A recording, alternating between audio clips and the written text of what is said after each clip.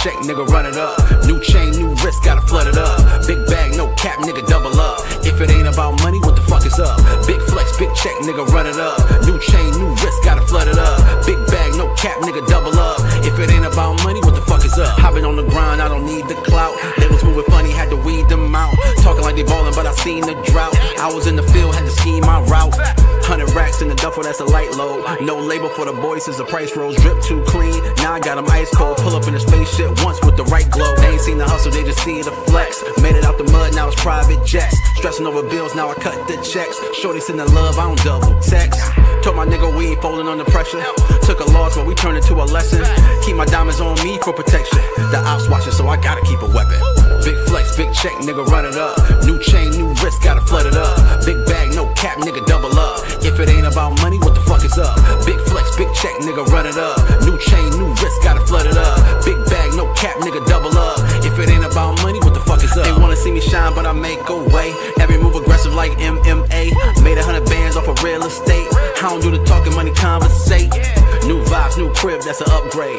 She just wanna fuck cause I'm up paid. Keep it low though, I don't love babe. I'll be on the go, I need more space. They didn't think I made it, but I seen the plot. I was broke as hell, had to make it pop. Now the Louis duffel got a couple knots. And my wrist dancing like it's on TikTok. I've been focused, I ain't worried about the hate. Up the price, I ain't even gotta chase. Told my team if I eat, we straight. Told my team if I eat, we straight.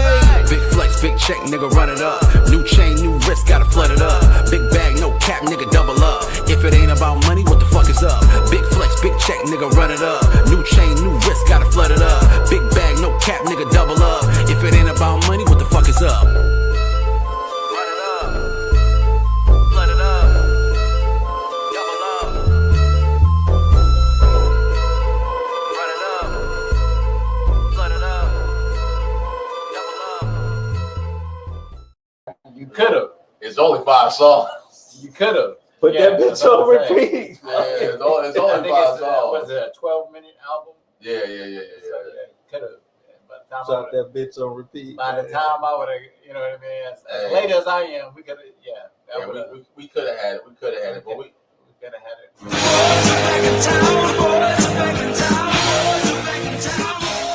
Oh man!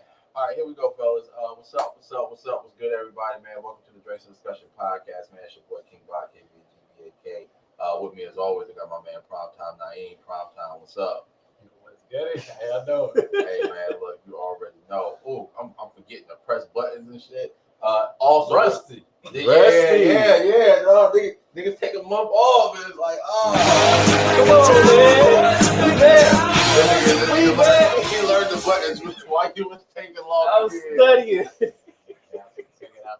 All right, for sure. Yes. Also with me as always, I got my man D. What's up, man? So, bro, how you doing? I can't complain, brother. I can't complain. All right, man. Look, it's been a while, so just bear with me, man. Look, if y'all haven't already, go ahead and cop some merch from that merch store. We got new merch in the merch store. The shirts is funny as hell. Go ahead and copy one for sure. Join the gang if you're not already in the gang. Gang. We giving away money at the end The of gang. the year. You know what I'm saying? So just go ahead, join the gang. You have to join the gang in order to win the money. You know what I'm saying? The more months you are a member, no matter what tier you're in, no matter how, the more months you are a member, the more entries you get. Also, shout out to the gang members that are here. I know we got a comment. We're gonna get to that in a second. D, what's up? What's going on? Gutierrez, what up? All right. So first and foremost, man, we gotta start. We gotta start with some recaps because niggas been going. That's a lot of recaps. It's a lot. Yeah, it's a lot of recaps, man, and we gotta start. A lot happened in the past. Yeah, so we gotta start with the recaps. All right, so you know what? I wanna start off on a good note. Dreamville is this weekend. Me and D will be at Dreamville with our cameras and doing our thing, man. They were kind of slow hitting us, letting us know, you know what I'm saying, what the deal was, but we're going to be in that bitch. So, you know what I'm saying? I know. It's $1. It's $1. Yeah. Yeah. Add $1. Add $1. So look, yeah, so we're gonna be in there doing our thing. So if you see us, if you happen to be out of Dreamville and you see us, speak to us. I will have merch on, so yeah, what I'm saying? It's all good. Yeah. Do y'all need an assistant?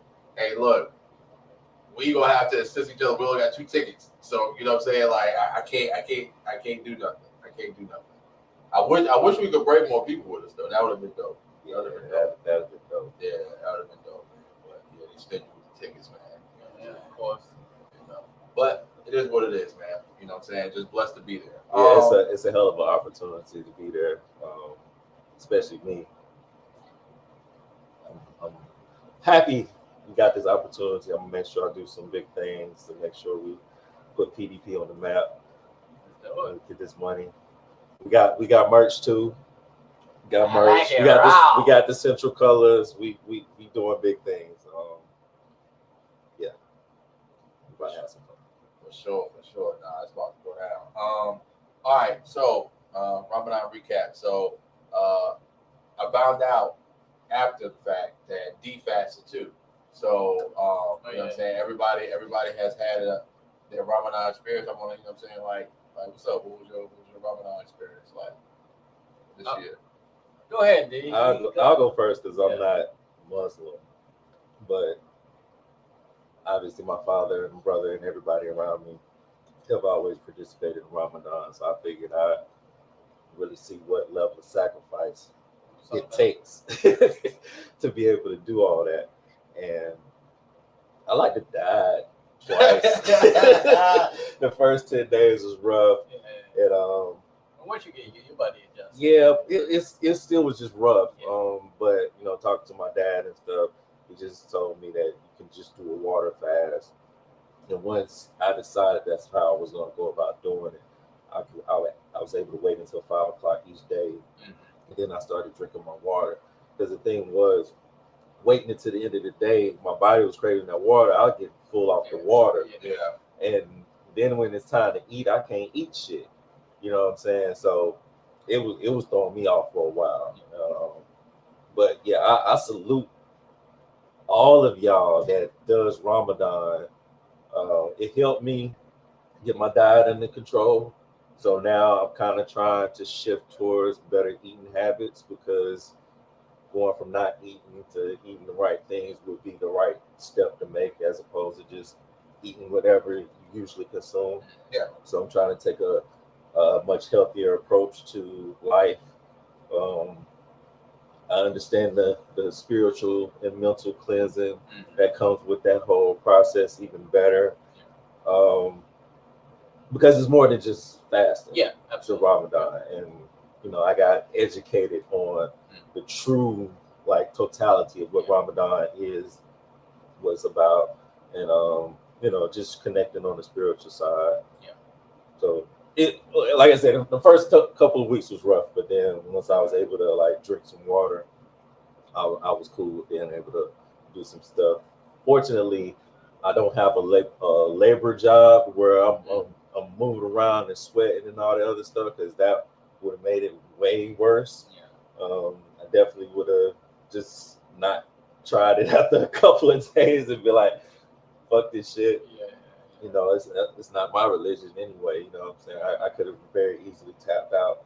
But like I said, I just wanted to understand the level of discipline it would take, and try to use that energy and focus towards the way my life is going. You know what I'm saying?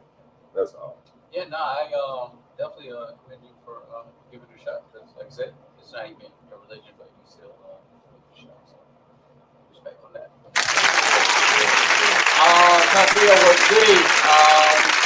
He also says Ramadan was amazing and went by so quick. The brain fog was so real, though. Yeah. I would say it did seem to go kind of quick, but at the same time, I'm kind of glad it's over.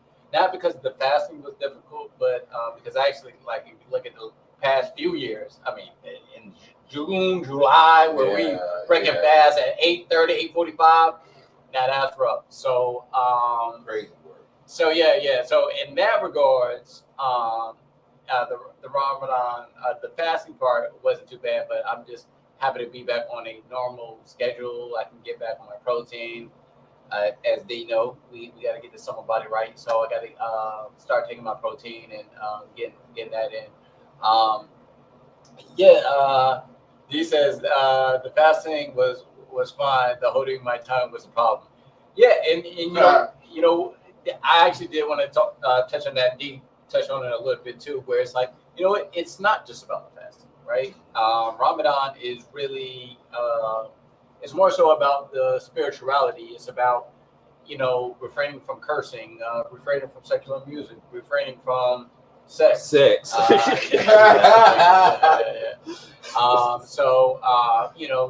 not to catch attitudes and curse and do all that, and in that time also praying more, talking to God more, giving to charity.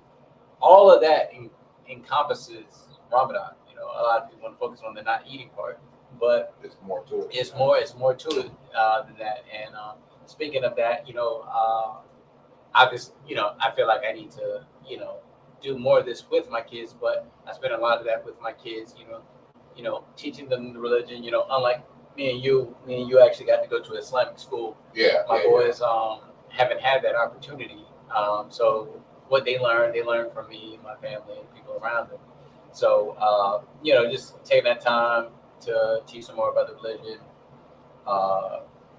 study the Quran, get on our prayers, all that good stuff. Yeah, for sure. So, all that good stuff. I mean, like I said, I tell everybody, the fasting really isn't the hard part. It's the water. The no water is no food is fine. The no water. That no water. That no water is a little tough. It's tough. It's tough. Yeah. Especially if you normally drink water. Like your body starts craving I drink it. water So it's like, the day, and imagine your throat starts to get dry, and it's like all you can do is chat. Oh God. Yeah, I kept the Vaseline. Can't lick my lips were super dry throughout that whole month. I made sure I had Vaseline because my lips were starting to crack. But I would say it was a really good Ramadan. We had iftar over there and watched the game. One at your spot and then one at my spot. So you know what I mean.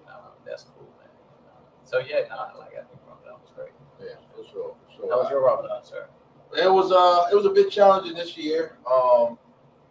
Only because during the midst of it, I did travel, so kind of trying to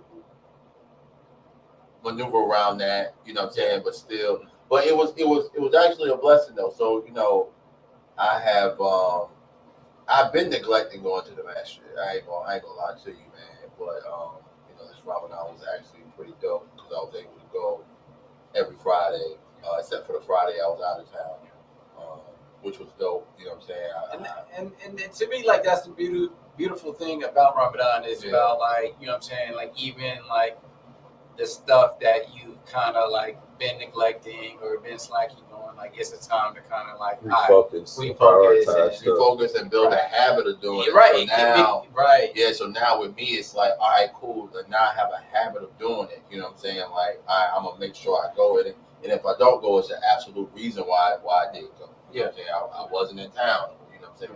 Whatever. So yeah. So you know what I'm saying? And then seeing, just being able to see, the boys, the even if it's just for that, that little 20-30 minute period, you know what I'm saying? Like, just see people, you ain't really seen in a while and blah, blah, blah, you know what I'm saying? Or, catching up on. And I actually got some good information job-wise from some of the brothers, man. Yeah. Of, how I want to now maneuver towards, oh shit, like I didn't think about, taking my education once I solidify that and moving in this course. So I was like, okay, some good information came out of it. So yeah. Pecan Pie in the building. What's up? So all right. I dropped the album. Yes, sir. I dropped the album.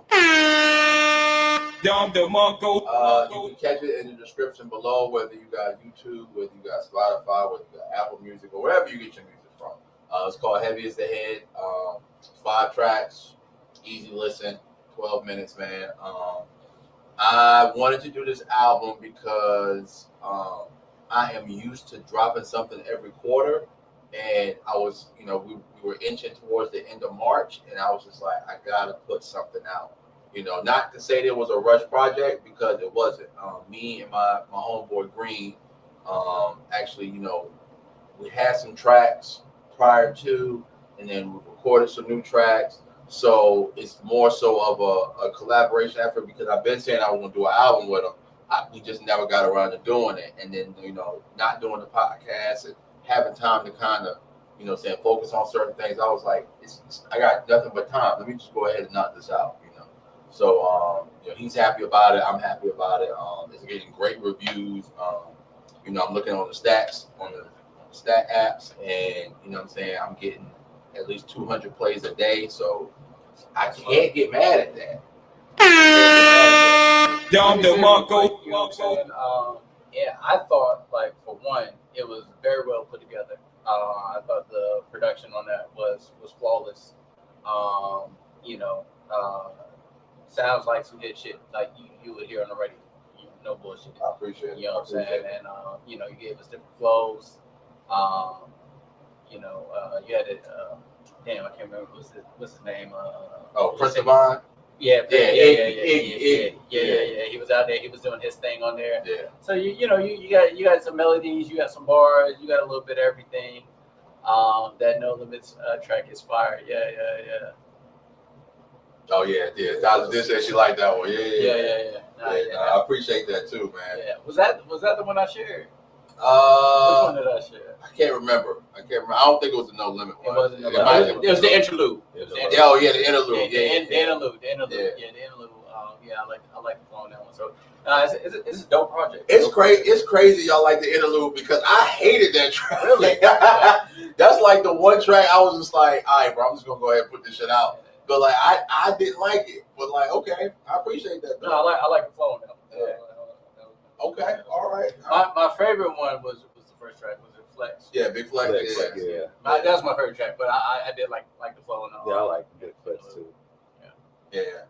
So, but I appreciate y'all. I appreciate the love, man. Keep streaming that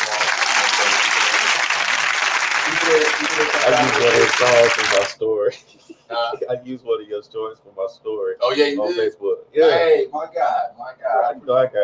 I appreciate it, man. I appreciate it. Yeah, man. Just keep putting that shit out there, man. However you share it. You know what I'm saying? Don't cost nothing. Don't cost nothing to stream and share. You know what I'm saying? So I appreciate that. I really do, man. 12 minutes, man. Y'all got 12 minutes, man. Yeah, 12 minutes, man. 12 minutes.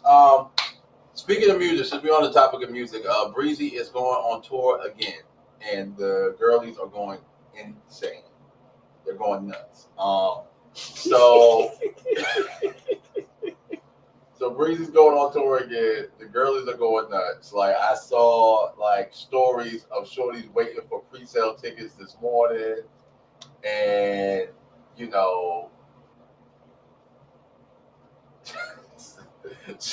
Sada in here talking about some Chris Brown, my man. Yes, your guy.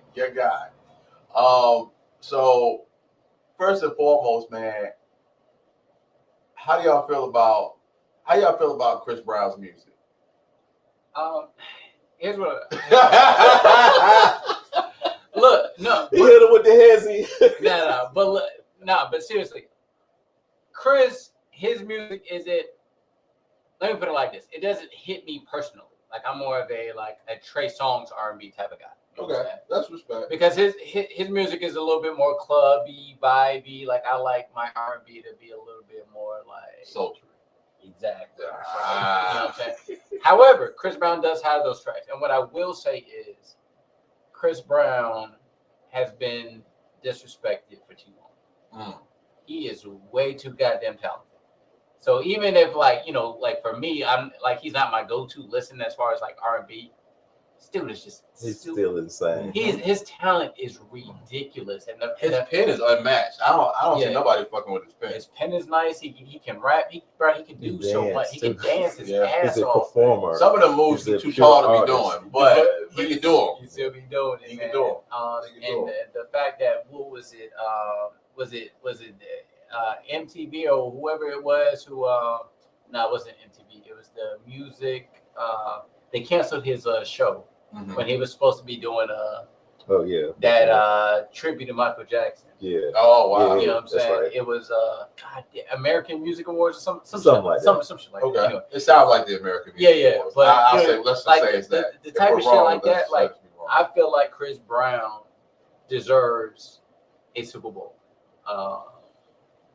performance. Oh, that'd be dope. I think he's on that level where he deserves to be performing at a Super Bowl and begin to shine that he deserves it. And he hasn't, if you think about award shows, he hasn't really done a lot of award shows for a very long time. And we're talking about all because of an incident that happened, what, 15, 20? How long? 15 years ago? Too long. 15 years ago. Okay. Like they moved on, so Yeah, that's what I'm saying, bro. Like, you know what I mean? Like 15 years ago, like they're still holding this shit over this man's head. He would definitely put on a great Super Bowl. Yeah, and I've seen Chris perform live, and boy, the moves he was doing. Here's what I want to say: give him his flowers before he get too old. To be doing this. Because I seen him out there. He was on the stage and he did this thing and he did this flip. Like he didn't run and jump or nothing. He just flipped, like just standing and this crazy, like no hands. Just like I was like, holy crap! Like the athleticism that he has is crazy, and the ability to sing on top of that, and do all the performances. I mean, he's one of the greatest entertainers of all time, and so it's like, please give this man his flowers. Let him perform on the Super Bowl or at the Grammys. He only has 2 Grammys. Oh, really? That's crazy. Chris Brown only has 2 Grammys. I thought he had more than that. I don't keep up with that stuff. He only has 2 Grammys. Because the Grammys are fucking sham. It's a complete sham.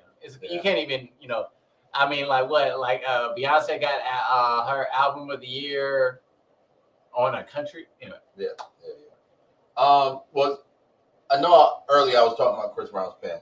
So prior to the tickets going on sale, he did a remix of Leon Thomas's song called MUTT, and I was anticipating the song. I'm anticipating the song. 12 o'clock. I made sure I listened to the song. Right. I am gonna say I wasn't disappointed. I just thought he was gonna do more. Right. It's an excellent remix. Excellent. Chris Brown did Chris Brown. But I personally wanted a little bit more. Like I maybe wanted the riffs in there that what I'm saying? Like hearing the song, I'm like, okay, yeah, he'd probably do something like this. Like you ever hear a song and like in your head, you kind of imagine how the music video would go, and then you see it. It's not a bad music video, but it's nothing like you thought. Nothing like you thought. Yeah, that's the kind of feeling I got. Not to say it was bad, but you know what I'm saying? I was like, damn, you could have gave us a little bit more. But I respect it. You know what I'm saying? It is what it is. He did his thing. For sure. I will say this, my one critique on Chris is like, I just feel like he can go, a lot of his music is surface level, and I feel like he can go a little bit deeper with a lot of his stuff. And not to say he doesn't have those kind of songs, because I don't want y'all, he has, I get it. Man put out plenty of music, so some of them are gonna, you know what I mean? But he can, I don't think the masses want anything more than surface level. I mean, yeah. I mean, obviously that stuff is going to, like the type of music he's doing is the type of music that sells. Mm-hmm. Granted, but I'm just saying, just like a little bit, you know what I mean? Like a little bit more of a mix. That's all I'm saying. Like I want to get those feels like the way, like when I listen to Alicia Keys, for example. Like I'm like, oh my God! Like I start thinking about like a crush that I had, or you know what I mean? Like Alicia Keys brings that out of me. You know what I mean? Stalker. Right? Or a stalker, right? Yeah. But that's what I'm saying. It's like I don't want this just surface like, hey, fun time, good time. Like That's those a are perfect cool. couple. She was stalking. Yeah, she thought the shit out that nigga. Ain't gonna call him and be like, you know what I'm saying, off the business card. Hey yo, you all wilding right now. I'm trying to get a free meal. You give me your number. Yeah. That's how you get your free meal. Hey, look, hey, you right. Coming right. and going. Yeah. Yeah. Coming in. Sicko. Yeah, I wanna, You know what? We should have had a sicko award. That's what we should have had. We should have had a sicko award. Because you definitely would have got that one. All right, so that runs us in. So let's stay on the topic of music. Lil Durk dropped the album. Well, he released the album rather. From jail? Yeah. Oh, okay. Yeah. Lil Durk dropped the album. And this kind of ties into the Ramadan talk that we had because apparently Lil Durk is Muslim. I had no clue. Yep.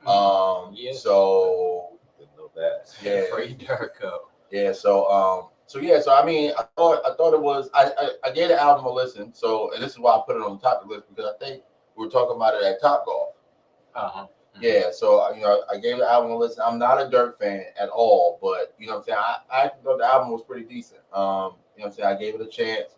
You know what I'm saying. It's not nothing that I would revisit, but it's not a bad project. You know what I'm saying. The production was dope. A couple of beats on there I might, you know what I'm saying, see if I can find on YouTube and you know what I'm saying, do a little something with. But you know what I'm saying, like it was all right. It was all right. Did you either y'all get a chance to listen to it? No, I have not. Okay, all right. Well, we can leave. I'm still on my fasting journey as far as As far as tunnel vision and stuff. okay, for sure. I can respect that. Real quick, I know this isn't on the feed, but any of y'all check out that Drake music video that he dropped for Nokia? No, I didn't know he dropped one.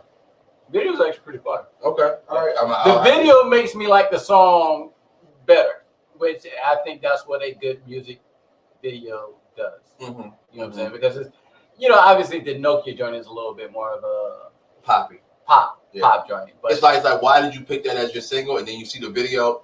Okay, that's why you picked it as your single. Yeah. Like that's what they used to do back in the 90s, early 2000s. Yeah. Like why would you pick that as your single off the entire album and then you see the video like, oh yeah, no, this shit kind of hard. Yeah, and what I would say, for those of you who have not seen, he just dropped it like a day or two ago. But yeah, it's definitely, he had a bunch of ladies in there, kind of dancing, doing their thing. This is exactly the formula you need to go to. Surface level. I mean, yeah, it's definitely surface level. Yeah, kind of like. That's what I'm saying. I mean, look, it's kind of like the what people Kendrick want. said. Get them girls waving their hands. You know what I'm saying? Keep making us dance and waving our hands. Yep. Go ahead, Drake. That's what you need to do. Cater to the women. And you watch that music video, you see the ladies going wild and that's exactly what he needs to keep doing. Just keep doing that shit, bro. Because that's what you need to recover. Yep. Because right now, oh boy, you took some major L's. You took some major L's over the past year. Bro, So, yeah. Bro needs to bounce back in a major way. So speaking of bouncing back, so did y'all watch that resurfacing of that Marvin Sapp video? Yeah. In the church. I just want to get y'all thoughts on it real quick, man, because I thought it was hilarious. And then like it's funny how the video had resurfaced and gone viral, and then like it was this one black church, right? Where the pastor goes up there and says, "Yeah, this is part of the service. We asked the ushers to lock the door." Yeah, No, I'm just joking. I'm just joking. But the caption for the video was like, "Black people make anything a joke." Yeah. Like, you know what I'm saying? Like, yeah, I mean, I think it's just videos resurface and this shit be funny. You know what I'm saying? Like, it should be funny. But how y'all guys feel about it resurfacing? Like, once something is on the internet now, it's forever on the internet. I didn't know it was resurfaced, so this was my first time seeing it. But now hearing that it was resurfaced, usually there's an agenda behind why it resurfaces to the magnitude that it resurfaced. Don't know what it is. I ain't going down that rabbit hole or nothing, but I just thought that's what turned me off about going to church and stuff, because they made it about money. Yeah. the times. and Yeah, the paying building the fund. tithe, the And ain't building shit that fund. building got fixed. They at least back in the day, the church actually did something for the community, Mhm. and therefore it made sense to pour into the church, which was a part of your community, because they were going to do for that community. Once they got in bed with the government and they don't have to pay taxes on anything, that kind of just let me know where they lied. So like I don't, For sure. I don't rock with that For church sure. stuff. I don't have anything against the religion itself, but yeah, I can't rock with having to pay my way into salvation. So since you said that, that actually brings up an interesting point. So my grandmother and my grandfather were like super deep in the church. Like this thing used to come to Virginia with me. And my grandmother used to have us in church. We'd be in the basement fucking around, you know what I'm saying? But she used to have us there because, I mean, you know, she was a deaconess. My grandfather was a deacon or whatever. But, like, at a certain point in time, you know what I'm saying, like, they kind of weaned off of the church. You know what I'm saying? And at the time, I didn't understand. But, you know, being a little kid that knew how to be quiet and listen to adult conversations, like, as an adult now, it kind of makes sense. Like, you know, pastors were putting, you know, certain luxury items in the name of the church, but using them for, you know what I'm saying, self-indulgence. You know what I'm saying? Like buying a BMW and saying that it's for the church, or buying it in the church's name and not having to, you know what I'm saying, pay property tax on it. You know what I'm saying? Like, so, you know, wild shit like that. So, you know, I get it. I get it, man. I get it. And they can use those tools and resources for the community. For like sure. They definitely could, but they don't. For sure. For sure. And that's the part that irks me. Yeah. Because, well, first of all, I don't really understand how black people can be Christians in the first place. But that's a whole. Don't open up that can of worms on this podcast. I was about to say, where two Muslim niggas sit next to each other. Let's not go there. Yeah, I'm not trying to go there. Let's not. But still. But however, we'll speed right past that. All right. What were you about to say, Brian? You about to say something? No, I was just gonna say, man, just to kind of piggyback off like what we were talking about. It's like it's unnerving when you see these like pastors with private jets and, you know, these mansions. Like, bro, no pastor should have a private jet. I'm sorry, no pastor. No pastor should have a mansion. No. Have you seen where Reverend Bozart lives, dog? His spot is fucking huge. Right, it doesn't make it. It's a fucking wired fence around his property. And listen, Sick work, and listen, man. I do think that the pastor should be taken care of. Right. You know what I'm saying? Because as the leader of the community. Right. However, as the leader of the community, you should also stay in that community. You should be in. Let's talk about it. Yeah, you should be in that community. You know what I'm saying? With the people, and it's like with the resources that they have. Are you trying to tell me that like you can't find things to put that money into versus keeping it in your own pocket? Right. It's people living paycheck to paycheck in your congregation, and you know what I'm saying? It shouldn't be like that. It should be these mega churches are business. Yeah, you know for sure. And that's the thing. You know what I'm saying? Even the regular churches, not just the mega churches. The mega churches just take it to a whole different level of like they're in a different tax bracket. Yeah, I don't like the people that go to mega churches make enough money to finance that stupidity. Yeah, you know what I'm saying. I'm gonna say this, and we're gonna move on to the spice. But it's a show on HBO called The Gemstones. If you seen it, no, okay. I know what you're talking about. Yeah. It's actually a comedy, but it's about a mega church, right? And you know what I'm saying, the preacher and his children, and how all his children are like these spoiled brats, and then like some of them also have kids, you know what I'm saying, and like their spoiled brats are going against the church, and one of his sons is gay, like openly gay, and it's a lot. Yeah, it's a lot. You gotta watch the show. You know what I'm saying? It's definitely white comedy. So like, if you don't like, what was the Arrested Development? No, not Arrested. This Is the End. If you don't like a movie like This Is the End, you want all West Down and Bound, or the East Down and Bound. Yeah. If you don't like stuff like that, you're not gonna like the show. But if you do, check it out. All right, so we're gonna go ahead and jump into this video.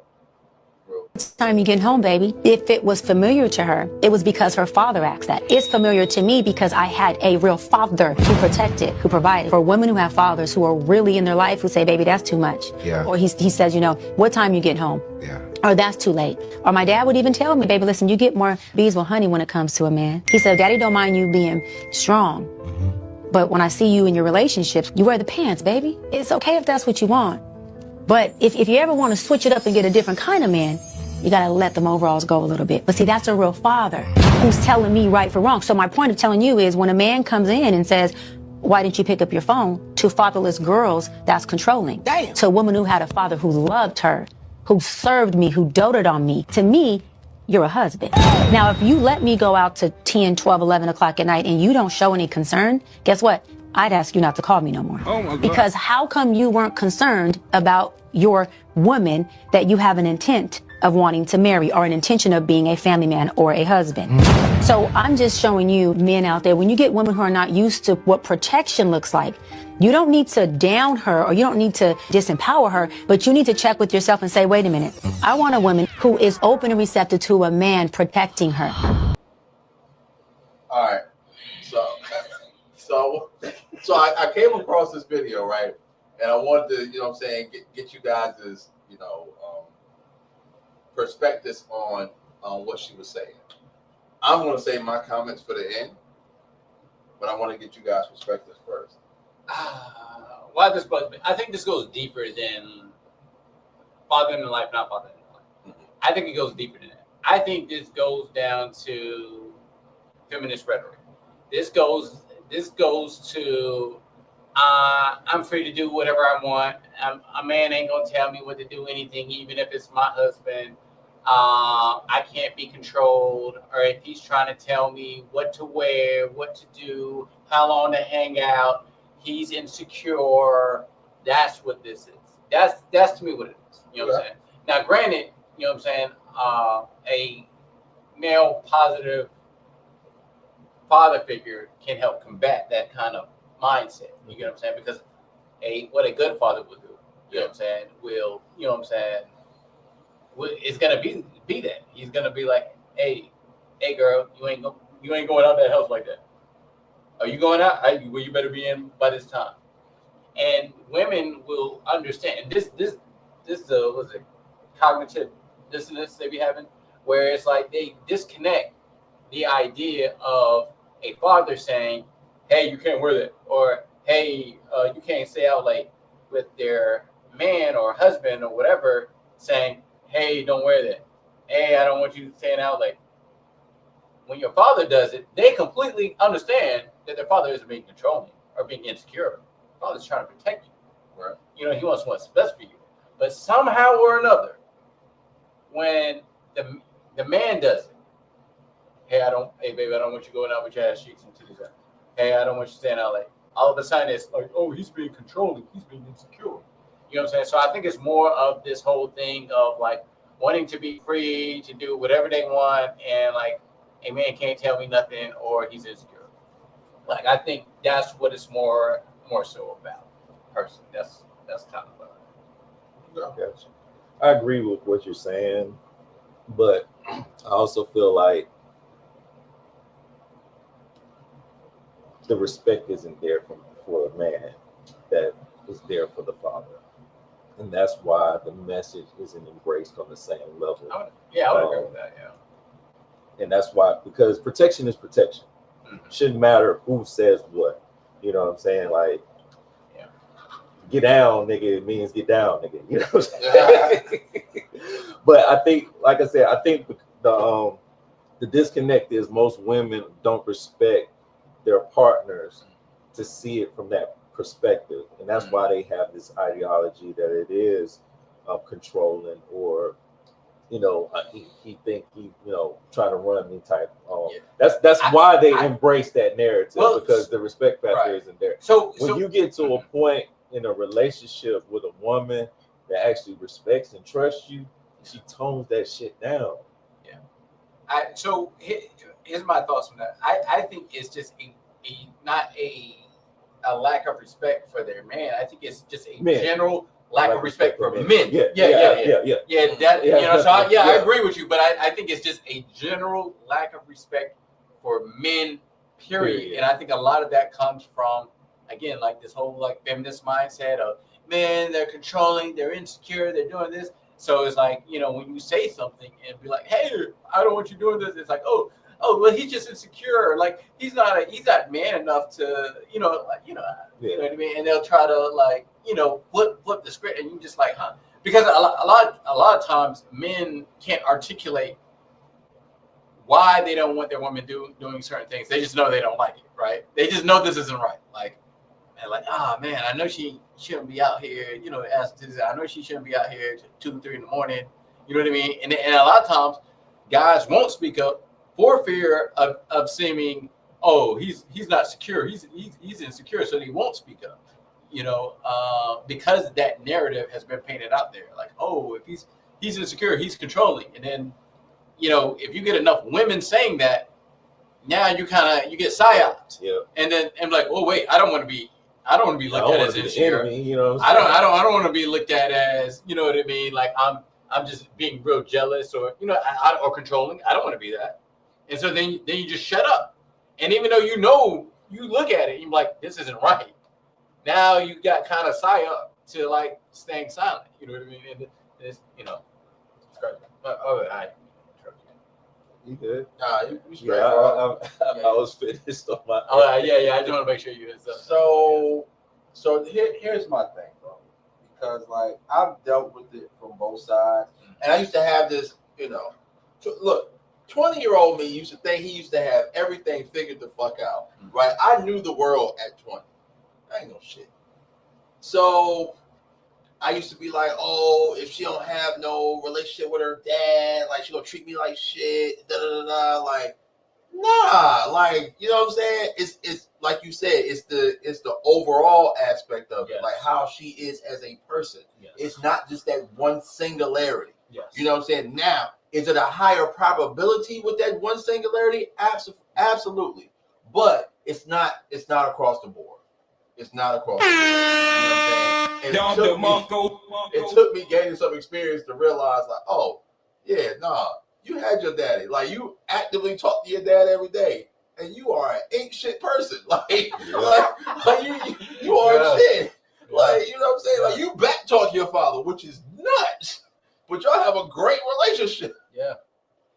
But here's what I say. I think at one point that was true, where it was like, yo, if they don't have a relationship with their father, then you're gonna get this result. If they did have a relationship with their father, then you get a completely different result. Right. But I think the feminist mindset, the feminist movement has overwritten that. Yeah. So even though they have that father figure, they're hearing a completely different story from these false babes and and let me tell you about these men. And so even though they got their dad in their life who's trying to do a good job, they're hearing a completely different narrative about, you know, men and how they try to control people and And not only that though, you know, a lot of times there was a mistake made on his half. You know what I'm saying? Mm-hmm. Maybe he did something wrong with her mama or his mama or whatever. Yeah, so that also that could be it too. Gives that reinforcement that niggas ain't shit. Right. Because my dad messed around on my mom, you know what I'm saying? And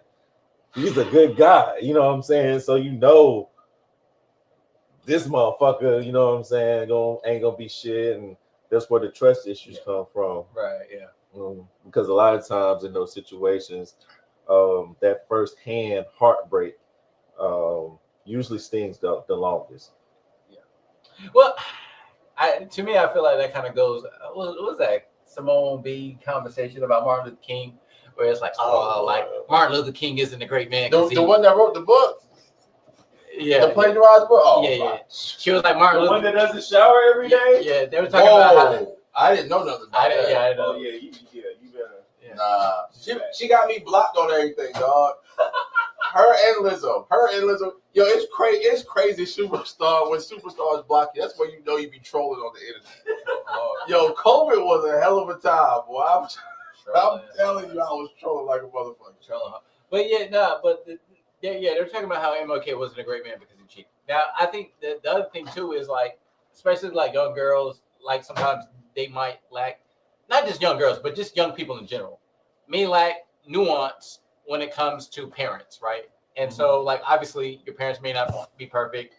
Yeah, your dad may have cheated, but that doesn't invalidate all the other things that he's taught you over the years. Right. You know what I mean? And the things he tried to do to protect you and make sure you're safe and safeguard you from bad men.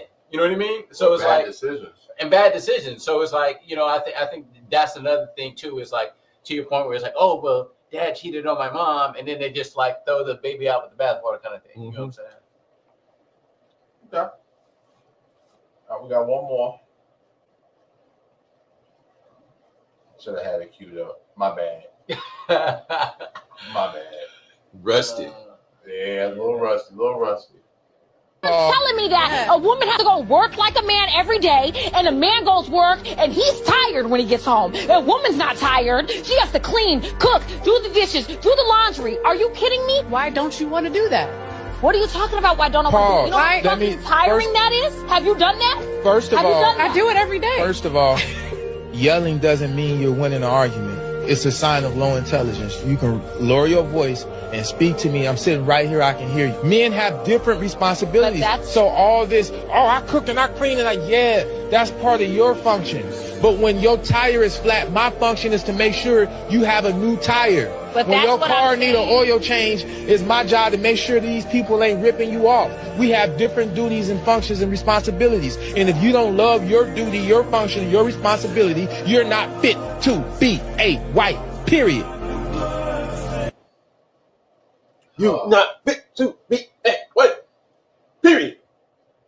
All right, I'm gonna start this one off, man. He meant that shit. With his chest. Yeah. Unpopular opinion. I don't know. It might be, but I think bro was on some bullshit. Like I think he was on some bullshit only because it's like, all right, yeah, as men, you know what I'm saying, we can go in those spaces and not get ripped off, like car situations, right? We can go in those spaces and not get ripped off. Or know a little bit about what we're talking about when we go in those type of spaces. But even still, bro, like I can cook, you know what I'm saying? I can clean, you know what I'm saying? I can do all that. I'm doing that now for myself. I can do that when I get a partner. You know what I'm saying? So it's not like, you know, if you're not ready to do that, you know what I'm saying? Like you're not ready to be with. No. Because if we both go to work every day and we got a goal in mind, you know what I'm saying? If on Wednesdays you don't get off till 9 o'clock and I get off at 5, guess what? When you come home at 9:30, dinner is cooked, the house is clean. You know what I'm saying? Maybe you might even have some bath water ran, depending on if you like to take a bath as soon as you get home. You might want to eat before you know what I'm saying, jump in the bath. You know what I'm saying? Whatever the case may be, because I know on that Monday, when I work late, you know what I'm saying, I don't get home until 11 o'clock. You might not be up, but guess what? I know it's something in that oven for me. I know how to put it in the microwave and warm it up. You know what I'm saying? I ain't got to wake you up. Yeah. I know I ain't come home to no trashy house because, you know, say she got off at 4 o'clock that day. That's her early day. She gets off at 4. You know what I'm saying? I know the kids is taken care of. I ain't got to, you know what I'm saying? If they still up, you know what I'm saying? You know what I'm saying? I kick it with them for a little bit, but you know what I'm saying? I know they tuck it out already. They getting ready to go to bed. You get what I'm saying? So it's a lot more to it than that, man. I think bro was doing some bullshit. So I'm actually going to kind of agree with you. Unanimous. Yeah, I think bro, this whole conversation, listen, as my belief is that every man, I believe in traditional values and the traditional roles. I think everyone should kind of aim for that.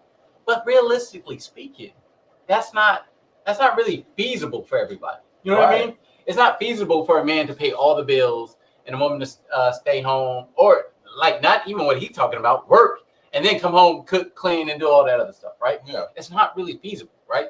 Sometimes, there's relationships where like hey, sometimes she works late, sometimes I work late, right? Mhm. And days she work late, I'm gonna cook. Days I work late, she's gonna cook. You know what I mean? It's really whatever works best for you. Now, do I feel like, you know, you should try to strive for that kind of, you know, traditional dynamic? Yes, you should try that, but it doesn't work for everybody. So it's all about making sure you're doing your part. That's really what it all comes down to. Make sure that you're doing your part in the home. You know, I like to cook. I'm one of those people. I don't mind doing the dishes. A lot of people hate doing it. I hate doing dishes. Yeah, a lot of people. I don't mind doing dishes. If I have my cleaner lady, boy. And look, man, we got dishwashers now, man. Yeah. I grew up in the time I didn't have a dishwasher. I didn't have. Matter of fact, You did have a Yeah, dishwasher. no, it was broken. It was broken. It was broken. It was We had a broken dishwasher. It was broken. Yeah. D says times have changed. What he's talking about is a lot harder. But yeah, first of all, like rent is way too damn expensive, right? So you're gonna need two incomes. Mm-hmm. Like, let's be real, you're gonna need two incomes, man. I was talking to my my aunt not too long ago, and she was talking about, and she made pretty good money, and her husband, who recently passed away, rest in peace, was also making pretty good money, and even she was talking about, hey, you need two incomes, and both of them were making six figures. So you know what I mean? For her to be like, yeah, man, like y'all need two incomes, you know what I'm saying, to make this work. Like, find you a woman, find you a working woman, and that was a woman talking about find you a working woman. You know what I'm saying? Mm-hmm. And both of them have to come together to make things work. You know what I'm saying? And for him to be like, hey, work and do this and do that and do this. But you know what I mean? It's one thing to talk about, okay, yeah, the man is a protector. I get that. The man will change oil and change the time. But that's not your everyday thing, right? Cooking, keeping the house clean, those are every single day tasks. And to put that on one person, I think it's bullshit. Insane. Hey, you know what it is? He's coming from that perspective of, I live with my girl and she got kids. So all I'm about to do is go back and forth to work. This is your household, so you cook for your kids and leave me something extra. You clean, because I don't even live there. I just got some drawers in a drawer. That's what he sound like, one of them motherfuckers. But on some real shit, I agree with y'all. And what y'all are speaking of is the true meaning of 50-50. You're supposed to align yourself with somebody that's going to compliment you in every aspect of the dynamic. Right. No matter what, no matter how you split it up, it should be 50-50. No matter how you split that. Like, nigga, if I love cooking, but I hate doing the dishes, and you like doing the dishes, but can't cook. I can't cook. Not hate cooking. Can't cook. Can't cook. Whatever. I'll show you how to cook. You know what I'm saying? I'll get you to that level because I enjoy cooking. Yeah. You know, but that works. But two people who don't like to clean are going to end up in a nasty house. Right. That's not going to work because my dirt is my dirt. Right. Your shit, get that shit out of here. You know what I'm saying? And it's going to always be that back and forth when you have people that don't align with each other the right way. And and my thing is, it's however you split it up. I could be paying 100% of the bills, but it's still 50-50. She's got to do her part to make sure we're good. Boom. And so if my part is paying all the bills, and then she's also doing her part over here, which is taking care of the kids, keeping the house clean, whatever it is, it's still going to be 50-50. And that's the main thing, is like making sure everyone's doing their part. You know what I mean? And so it's like I don't mind paying the bills if I feel like she's also doing, but things get messy when you feel like you're doing everything and they're not. The thing is, when you're paying all the bills, you need to be able to be in automatic mode. Yeah. So where when you're off work, you don't have to think about shit because she got everything covered. Everything else is covered. Like in that era when women were, holding down the household, they were ironing clothes, they was getting them ready for the day, they, pressing, lunch, all this stuff. That way, that man, all he had to do was focus on getting the job done. When he came home, house was taken care of because he needed to have that mental space that he could release, bring it down a notch, deal with the family, then prepare to go through the same bullshit the next day. Yeah. So I'll say this. A lot of a lot of people miss a valuable life lesson in school. A lot of people who don't know how to deal with a partnership miss a valuable life lesson in school. Group work. During group work, you know, maybe group work started when you were in elementary school or something like that. You know, y'all worked on a project together, right? But you going through, think about it like this, right? You go through elementary school with pretty much the same people, right? When you get to middle school, you might get some people from other elementary schools, and then you do group work again. All right, well, I got to figure out this person and what they're good at, because I know what I'm good at. Got to figure out what they're good at. And then high school is even more diverse, because it's like, oh shit, okay, I'd never seen you before. You just moved to the city. You know what I'm saying? I got to figure out what you do. I know what I do good. I need to figure out what you do good and what you do good, because I need a good grade on whatever project this is. And in college, it's even worse. See, a lot of people missed out on that life lesson, because what would they do? Oh, I'm just going to do it myself and then put y'all names on it because we was in a group together. No. The objective of fuck the assignment. The objective of what the teacher was trying to teach you was learn how to work with diverse people. Because if you do that, when you get in a situation with somebody, hey, look, what are you good at? Let's communicate. What are you good at? Okay, this is what you like to do. All right. I don't mind doing this over here. So that's how we can balance each other out. It don't make sense to have a motherfucker that no calculus writing an essay. You know what I'm saying? This is what I'm saying. Look, I was in this criminal justice class, criminal justice statistics, right? I suck at math, right? But I know technology, right? So it was a program. It was this program called SPS that we needed to have to do this assignment. I'm in this group. None of us have the program. The program was like $400. Nobody had the program. Guess who went on the torrent website and got it for everybody? That was my contribution to the group, right? And then I'm good at writing, right? So if you give me the numbers, if you put the numbers in this program and it gives an output and you explain to me what the numbers are, guess what? I can write a 4-page paper on that. That was my contribution to the group. You get what I'm saying? I had it was 2 girls in my group. What's the girl that's married to Jason Derulo? Jenna. Yeah. Jenna was in my group, and I can't remember the other girl's name. Jenna was good at putting meaning behind the numbers. The other girl was good at doing the math. We got an A on the assignment. Why? Because we sat down and tried and figured out who's good at what. We got an A on the assignment. It's that simple. But a lot of people miss that key life lesson. Mm-hmm. You know what I'm saying? And they don't know how to maneuver. They don't know what makes, you know what I'm saying, what makes a good combination. Damn, I didn't even change I'm rusty, man. I didn't even change it to the spice, man. Rusty. It's all good though. It's all good. All right. We fresh off of Ramadan. We shouldn't have no Franks to throw. No, I don't. I'm high on life right now. You high on life? All right, yeah. All right. Yeah, we fresh off of Ramadan, man. No Franks. All right, even though we fresh off of Ramadan, I still want to know this question.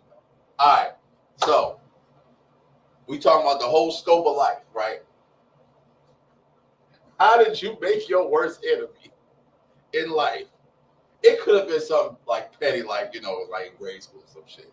But like, I was having a conversation with one of the bros, and I was like, he was talking about how this nigga was his worst enemy. I was like, how did that even come about? How did this man become your worst enemy? I need to know. I need to know the story behind it. And then he says everybody has a story behind it. Everybody has a story behind their worst enemy, their rival. Come on, man. We're not about to do this on this podcast, man. I can't think of nothing. My worst enemy is my penis. I see birds up. Oh my god. And introducing the Nasty Award. Hold on. Let me show him. Let me show him first. The Nasty Award. We got these. And this is the first ever Nasty Award. Hey, bro, now you got the nasty award fresh off of Ramadan. Fresh dog. off of Ramadan. My God. Man, I appreciate this, man. And you know, we just live life shit. like me, bro. You're bound to get a couple of these. So thank you guys. Thank you. All right. Hey, bro, I was not expecting you to go there with that. That's wild. Bro said my worst enemy is my penis. My penis, bro. Hey man, I can I'm in the car on that one My though. penis is my worst enemy. Because to be honest with you, I don't have like no rivals. I knew a few people didn't like me, but I always just disassociated myself with that negative energy. So the people that really hate me from the background. You know what I'm saying? Like my circle is tight enough where I don't see the haters yet. I know they're out there, but I've always made sure I stayed away from certain people whenever that vibe wasn't what I thought it needed to be. You know what I'm saying? Yeah. So yeah, because even with me, like I think about there's people I hate now. I don't know if I call them my worst enemy. Yeah. You know what I'm saying? Like, you know what I'm saying? Now my penis has got me in trouble time and time again. There's certain things that is fucking me up till this day. To this day. To this To day. this day. Because of what my penis did. So, you know what I mean? This shit is hilarious. You know what I mean? I might be in a Bentley right now if it wasn't for my penis. But yeah, so that's what I would have to say. It's my penis, right? But, yeah. All right, Okay, so go ahead.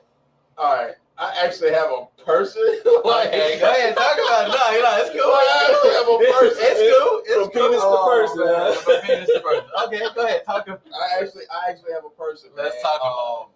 So yeah, it was this one kid when I was growing up. He lived a couple of houses down from me, right? And like, you know, I wasn't like well off or nothing like that. Like, you know what I'm saying? Like, I mean, I had rich ass aunties, but like my parents was living paycheck to paycheck. You know what I'm saying? Robbing Peter to pay Paul. So it wasn't like I had everything. Like, nigga, I didn't get Jordans until college. Like, you know what I'm saying? Like, what the fuck? So, you know, I was in Reebok Classics from Sears, nigga. Like, the fuck are we talking about? I stayed in Payless, nigga. Like, like what are we talking about? You know what I'm saying? But bro was just hating on me, right? So like one day it kind of got to, because I used to ride my bike around the neighborhood a lot and shit. And you know what I'm saying? One day it got to the point where we fought. You know what I'm saying? He whooped my ass. Because he was bigger than me. You know what I'm saying? I was always a little guy. He was bigger than me, man. So my mom wanted to go up there and beat up on the kid. I was like, nah, you know what I'm saying? Like, you know what I'm saying? I just let it slide or whatever. She told my pops when I got home. And my pops was like, no, if we see him outside and we drive into the masjid, you get out, you fight him. And you fight him until you win. And my dad was dead ass serious about that. And I fought that boy every day. Every day I saw him, I fought that boy. I fought that boy to the point where today, if I saw him again, he moved out the neighborhood eventually. Because he was staying with his dad, and then he I don't know, he got in some trouble or something, moved with his mom. But if I see him to this day, I might have to fight him again. I might have to fight. The thought will cross my mind. I actually got one now. Before you go to, I just want to say I actually love that. But go ahead. Yeah, I actually love that. Go ahead. Yeah, as an adult, when I moved to Atlanta, I used to work in this grocery store called Publix. I ran the deli, and it was a store manager named Anthony. I was an African American man that did not like my black ass because I ran the deli, and I got more attention in the store than he did. You had the meats. I had man.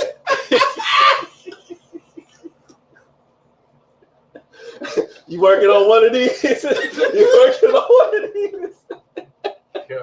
Hey, but yeah, and the thing was like, I started shaving my head when I first moved to Atlanta because before I moved from here, the barber got me on the side, and my hair wouldn't grow in this certain spot, so I couldn't fade it, and it looked like. You sure the barber wants your worst enemy? No. I was cool looking like Tupac, you know what I'm saying? So I ain't mind.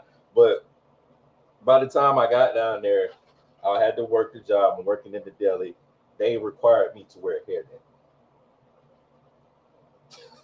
Yo, having a hairnet with the baldy is nuts. So what I used to do, because the hairnet used to like get caught in the follicles and the shit used to itch or whatever. And I ain't trying to be doing that in front of the food or whatever. So I used to like pull it up and have that shit dropping off to the side like one of them chef had. That shit be sitting like that. So that kind of was my thing. Yeah. When you walk into the grocery store, the deli's right there. Yeah. They see the hat off to the side, they know I'm working.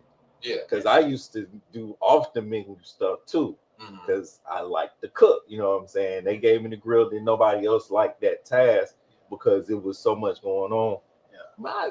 I used to kill in that grocery store. Nice. And he hated on me every chance he motherfucking got. I got rolled up for wearing my hairnet wrong. That's wild. You got it on. How you supposed to wear it? Like wearing your hairnet wrong, my nigga, is crazy. Wearing your hairnet wrong. I'd have put Donald Duck at the bottom of that right up. Yeah. Fuck you, Anthony. Fuck you. You done brought up some. Fuck you, Anthony. Wherever you at, eat a dick. If you're still working at Publix, catch a Frank. Fuck you, Publix, for employing that whole ass nigga. Well, hold up, wait, man. Wait, we need sponsors, dog. We need sponsors, man. The Publix email us, bro. We need sponsors. Harris Teeter, motherfucker. Harris Teeter. Oh yeah, Harris Teeter got money because they high as hell. I went in there and spent $70 on accident. Yeah. On accident. We want Harris Teeter money. I swiped that. I was. You better have that bid card. Man, I had that bid card. I put my little number in, right? So I'm looking at the price go up. I said, oh yeah, that's gonna go down. It's gonna be about $35, $40. It's $70. I said, what the fuck did I buy? Without the bid card, it's ridiculous. Yo, without the bid card, you paying double. Three bags. You go to $70. I go to Harris Teeter when certain things are on sale. Like I'm shop specific as far as the stores that I go to. I was impulse buying. Nah, you can't. Yeah, I was impulse buying. I ain't gonna lie. I was like, because I came in there for two things, and I was like, you know what? Let me just go ahead and grab some other stuff while I'm in here. You know what I'm saying? I don't want to have to come back. You know what I'm saying? Impulse buy. $70, man. All right. Better go to that food line around the corner. So go ahead and jump on that portal, baby. Oh my God. No, I can't go to that food line, bro. It's too ratchet in there, man. Food, and food line is not as cheap as it used to be either. It's not. And food line always smell like piss. Nah, man. Unless it's in a nice neighborhood. If it's in a nice neighborhood, it don't. But in the hood, it smells like piss. And the one up the street is the hood. Food line changed. It smells like piss. Bring back Winn-Dixie. It smells like homeless piss. It's a certain smell of homeless piss. It smells like homeless piss. I can't go in there. And they got rid of all the Krogers, man. Well, not all of them. Just the ones in North Carolina. Yeah. That's what we can bring back, Kroger. Yeah, we can bring back Kroger. Kroger was the spot. I used to work at Kroger, man. Kroger was the spot, yo. Yeah, I used to work at a Kroger too. Yeah, I was the bagger. They fired me though. I'm gonna tell you how they fired me. They fired me. They fired me, so they started taking my time off the schedule, right? So I was looking at the schedule. I was like, well, I only work one day. So I went to the supervisor, and she was like, oh yeah, I'm gonna get you some more hours. Da da da da. So I come in the next day for my shift or whatever, and look at the schedule again. Still got that one day on there. So I go to her office. There's a whole white dude in there. This nigga walk around the store with a clipboard taking notes and shit. They closed down the Kroger shortly after. Yeah. They fired my black nigga. How you get fired as a bagger, bro? This nigga was out here taking a 6-pack of soda cans and putting it on top of the eggs. Here you go, man. I was not. No, you know what? And I hate the way these kids bag groceries now. Let me tell you how these. Wait. They're bagging it how you was bagging. Fuck no, nigga. I took pride in how I bag groceries, yo. I took pride in that shit. So look, when I went to Harris Teeter or whatever, right? You know what I'm saying? Like you had the cashier, you had the bagger, right? Yeah. You know, shorty bagged my groceries. Buddy was ringing me up, right? You know what I'm saying? I'm paid. Boom, boom, boom. He gives me my receipt. Shorty finished bagging the last thing and then immediately leans over and pulls out her phone. Bitch, hand me my fucking bags. Like, what are you doing? $2. Yo, hand me my fucking bags. What are you doing, yo? These young kids have no customer service skills. They have no wherewithal of being actionable when they work.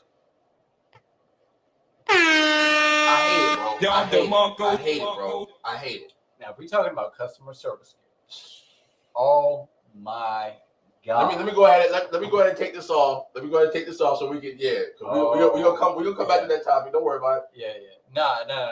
The customer service skills, and I'm like, He said, yeah, that one on the corner steep. It do. It does. That's funny. Like I It can't. should smell better than the one down Pepper Street, though, but it doesn't. No. It should. It should, but it don't, man. But yeah, man, no, like I can't tell you, especially like working customer service for as many years as I have. Right. Thank God I'm no longer in customer service.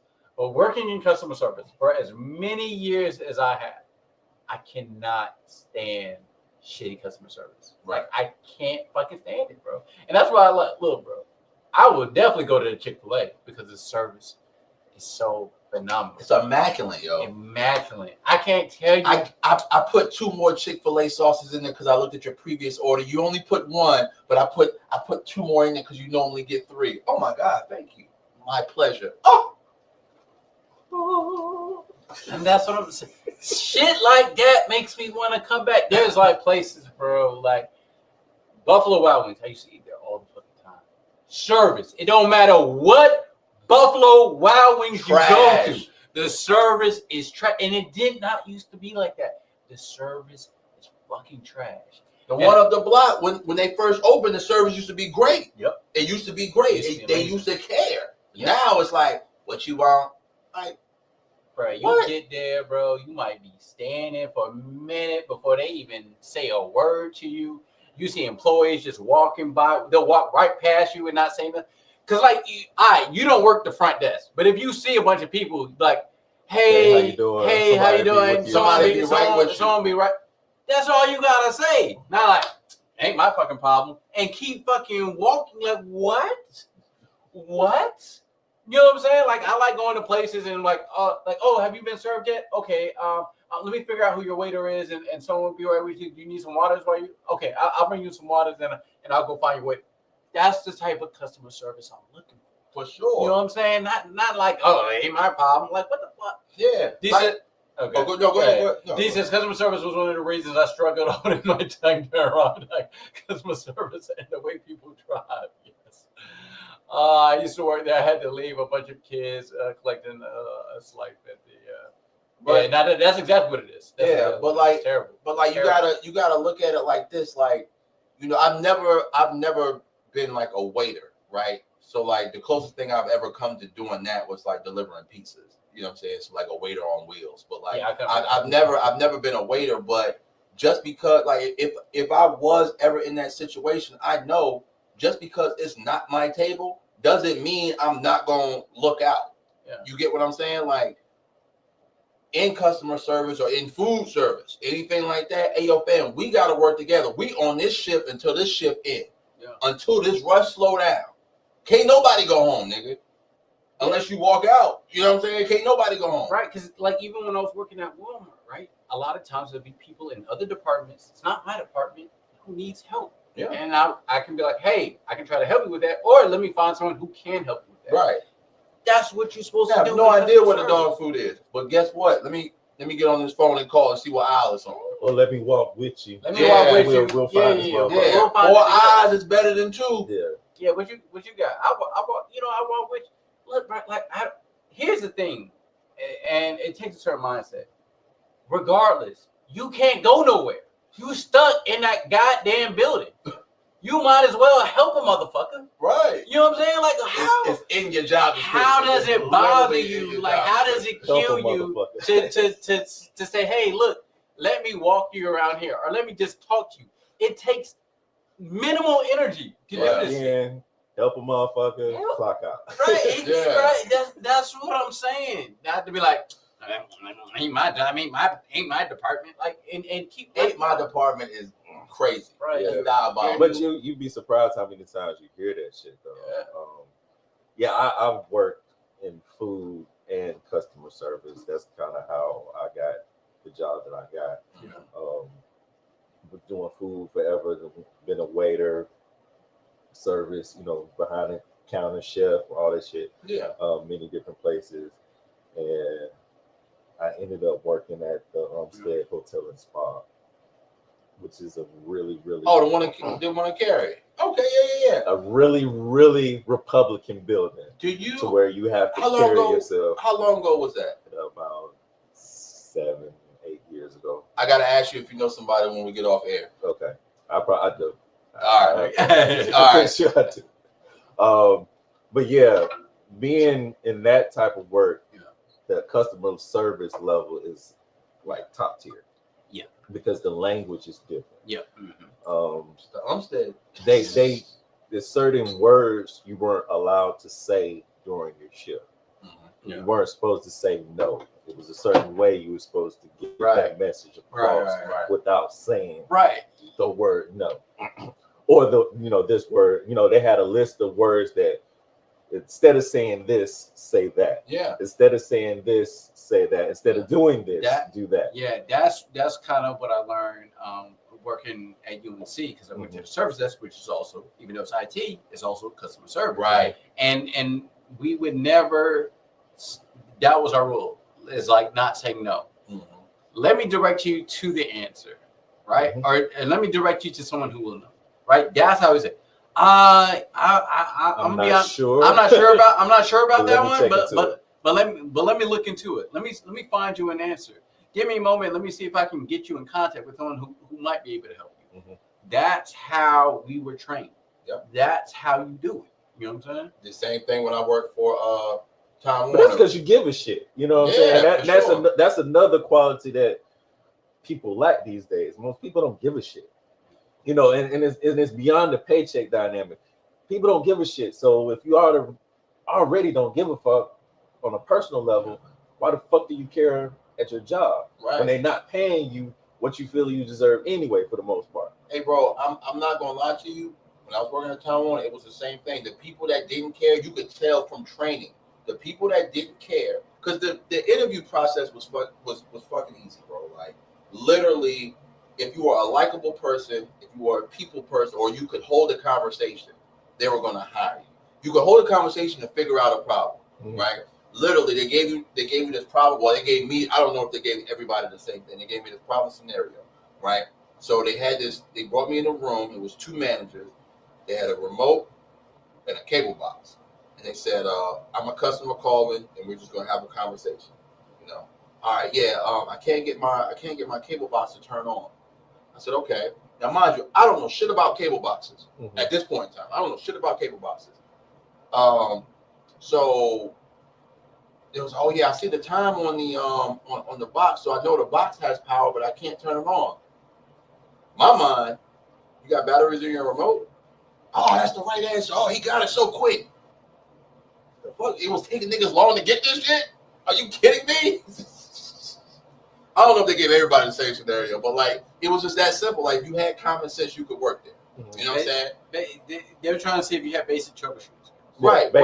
Basic troubleshooting skills, but even more so to that, like in order to move up, all the answers were there. So cable boxes, internet, phone, everybody uses the same system to put in the codes to fix things, right? Because everything is about the codes, right? So it's like, oh, well, I could just look on, you know what I'm saying, the help link for the codes, and okay, well, your phone's not letting you make outside calls. Well, let me see if this 8400 code is on your account. If it's not on your account, well, guess what? Let me put it on there. Reset your phone modem. All right, we'll go ahead and try to make a long distance call now. You get what I'm saying? Like I was working with cable boxes. I was fixing internet. I was fixing phone. When they started doing third shift, and they was like, oh yeah, we'll give y'all an extra $5 plus the night shift pay. You know what I'm saying? For yeah, we're gonna pick him. We're gonna pick him. We're gonna pick him. Hate it. And I'm gonna give y'all guys a a little tip, and because I remember the manager loved this answer. And they asked me about customer service. Now, I'm pretty sure everyone says being kind, being empathetic, being all this, but what nobody ever said, I mean, someone else probably said this, but like, during my interview process, you know what I mean? It was like, yo, what I said is good customer service is being knowledgeable. Mm-hmm. Because you can't just be nice to someone if you don't know how to do the damn job. Right. Because if you don't know how to do the damn job, it don't matter how nice you're being, you're still gonna get frustrated because you're an idiot. Yeah. Right. So I said good customer service is being knowledgeable about your job.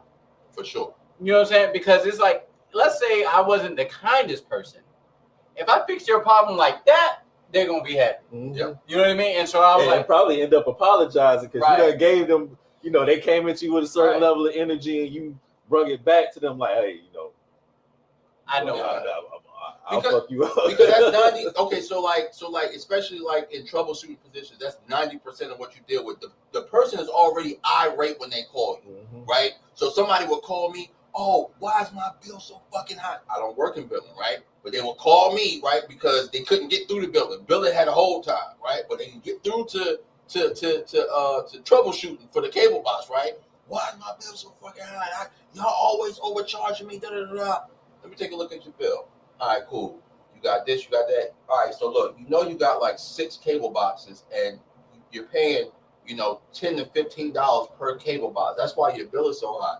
Take them cable boxes, drop them off at Time Warner. Go to Walmart, buy some Rokus, download the Spectrum app. There you go. Tell you, bro. Everyone should work phones, bro. You work phones, bro. You'll pick some shit up, bro. Hey, look, I'm You'll telling pick you, some shit I up. was saving the money. It was like, well, the internet bill's still gonna be high.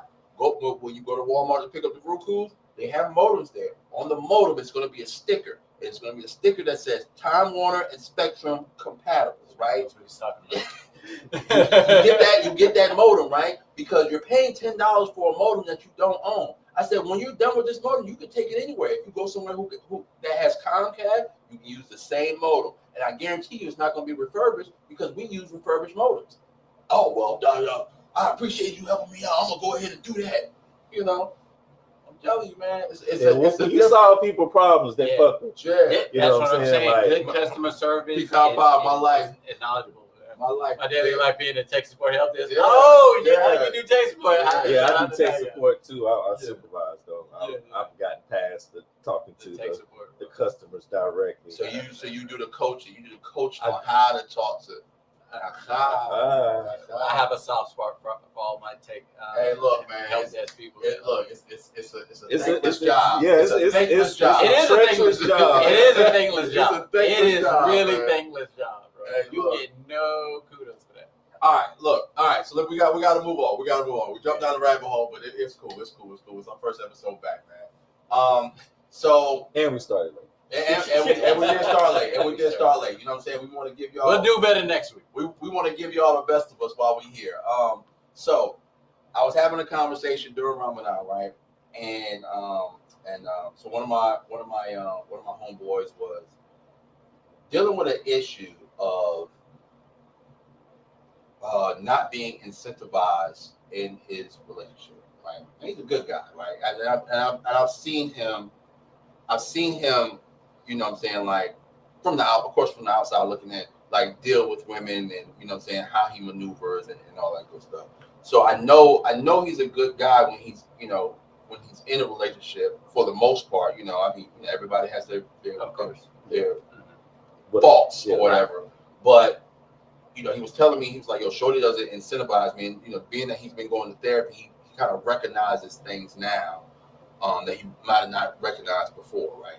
So, you know, Shorty wants him to, you know, do certain things with his career, do certain things as far as, you know, working out and shit like that. And he was like, she don't incentivize me to do it. She just tells me. He's like, I don't want to do it. He's like, you got to incentivize me some way. He's like, that's the way I'm receptive to it. You know, and I think that's something that we miss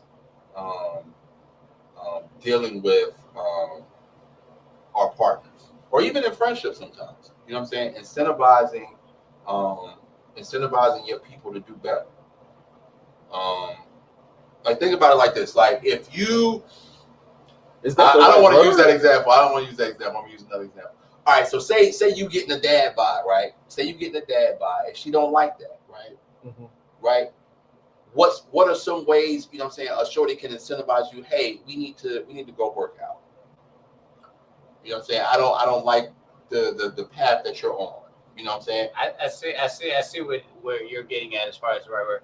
I think what it is, and I think specifically when it comes to women, right? I think they have a gift, right? The gift or gab, shall we say, where it comes to, especially with men, how you talk to them to motivate them. Mm-hmm. And I think that's probably we're not necessarily incentivized, but like how to like motivate someone in a relationship. That's still motivation is still a form of incentivizing. Right. I'm thinking incentivize, like you do this, you do this. Not like suck your dick. Not even on that level, but not like a quid pro quo type thing. No, but that's what I get from that word incentivize. But yeah, so that's why I was asking. Can we use a different word? You being in management, right? I'm in management. Do you have people under you that you manage? No. Have you ever had people? Okay. So you know that sometimes you need to incentivize your employees, right? It's not a quid pro quo thing. It's like, oh, you do this, I'm gonna give you more hours. No, it's more so, hey, look, you know what I'm saying? We got to go to meet, and I know with this person, they're kind of quiet, so I need to incentivize them differently than this person that is, and just being lazy, but they're outspoken. You know I would use a different word than incentivize. Okay. I would use like motivate. To suck your dick. Hey, maybe.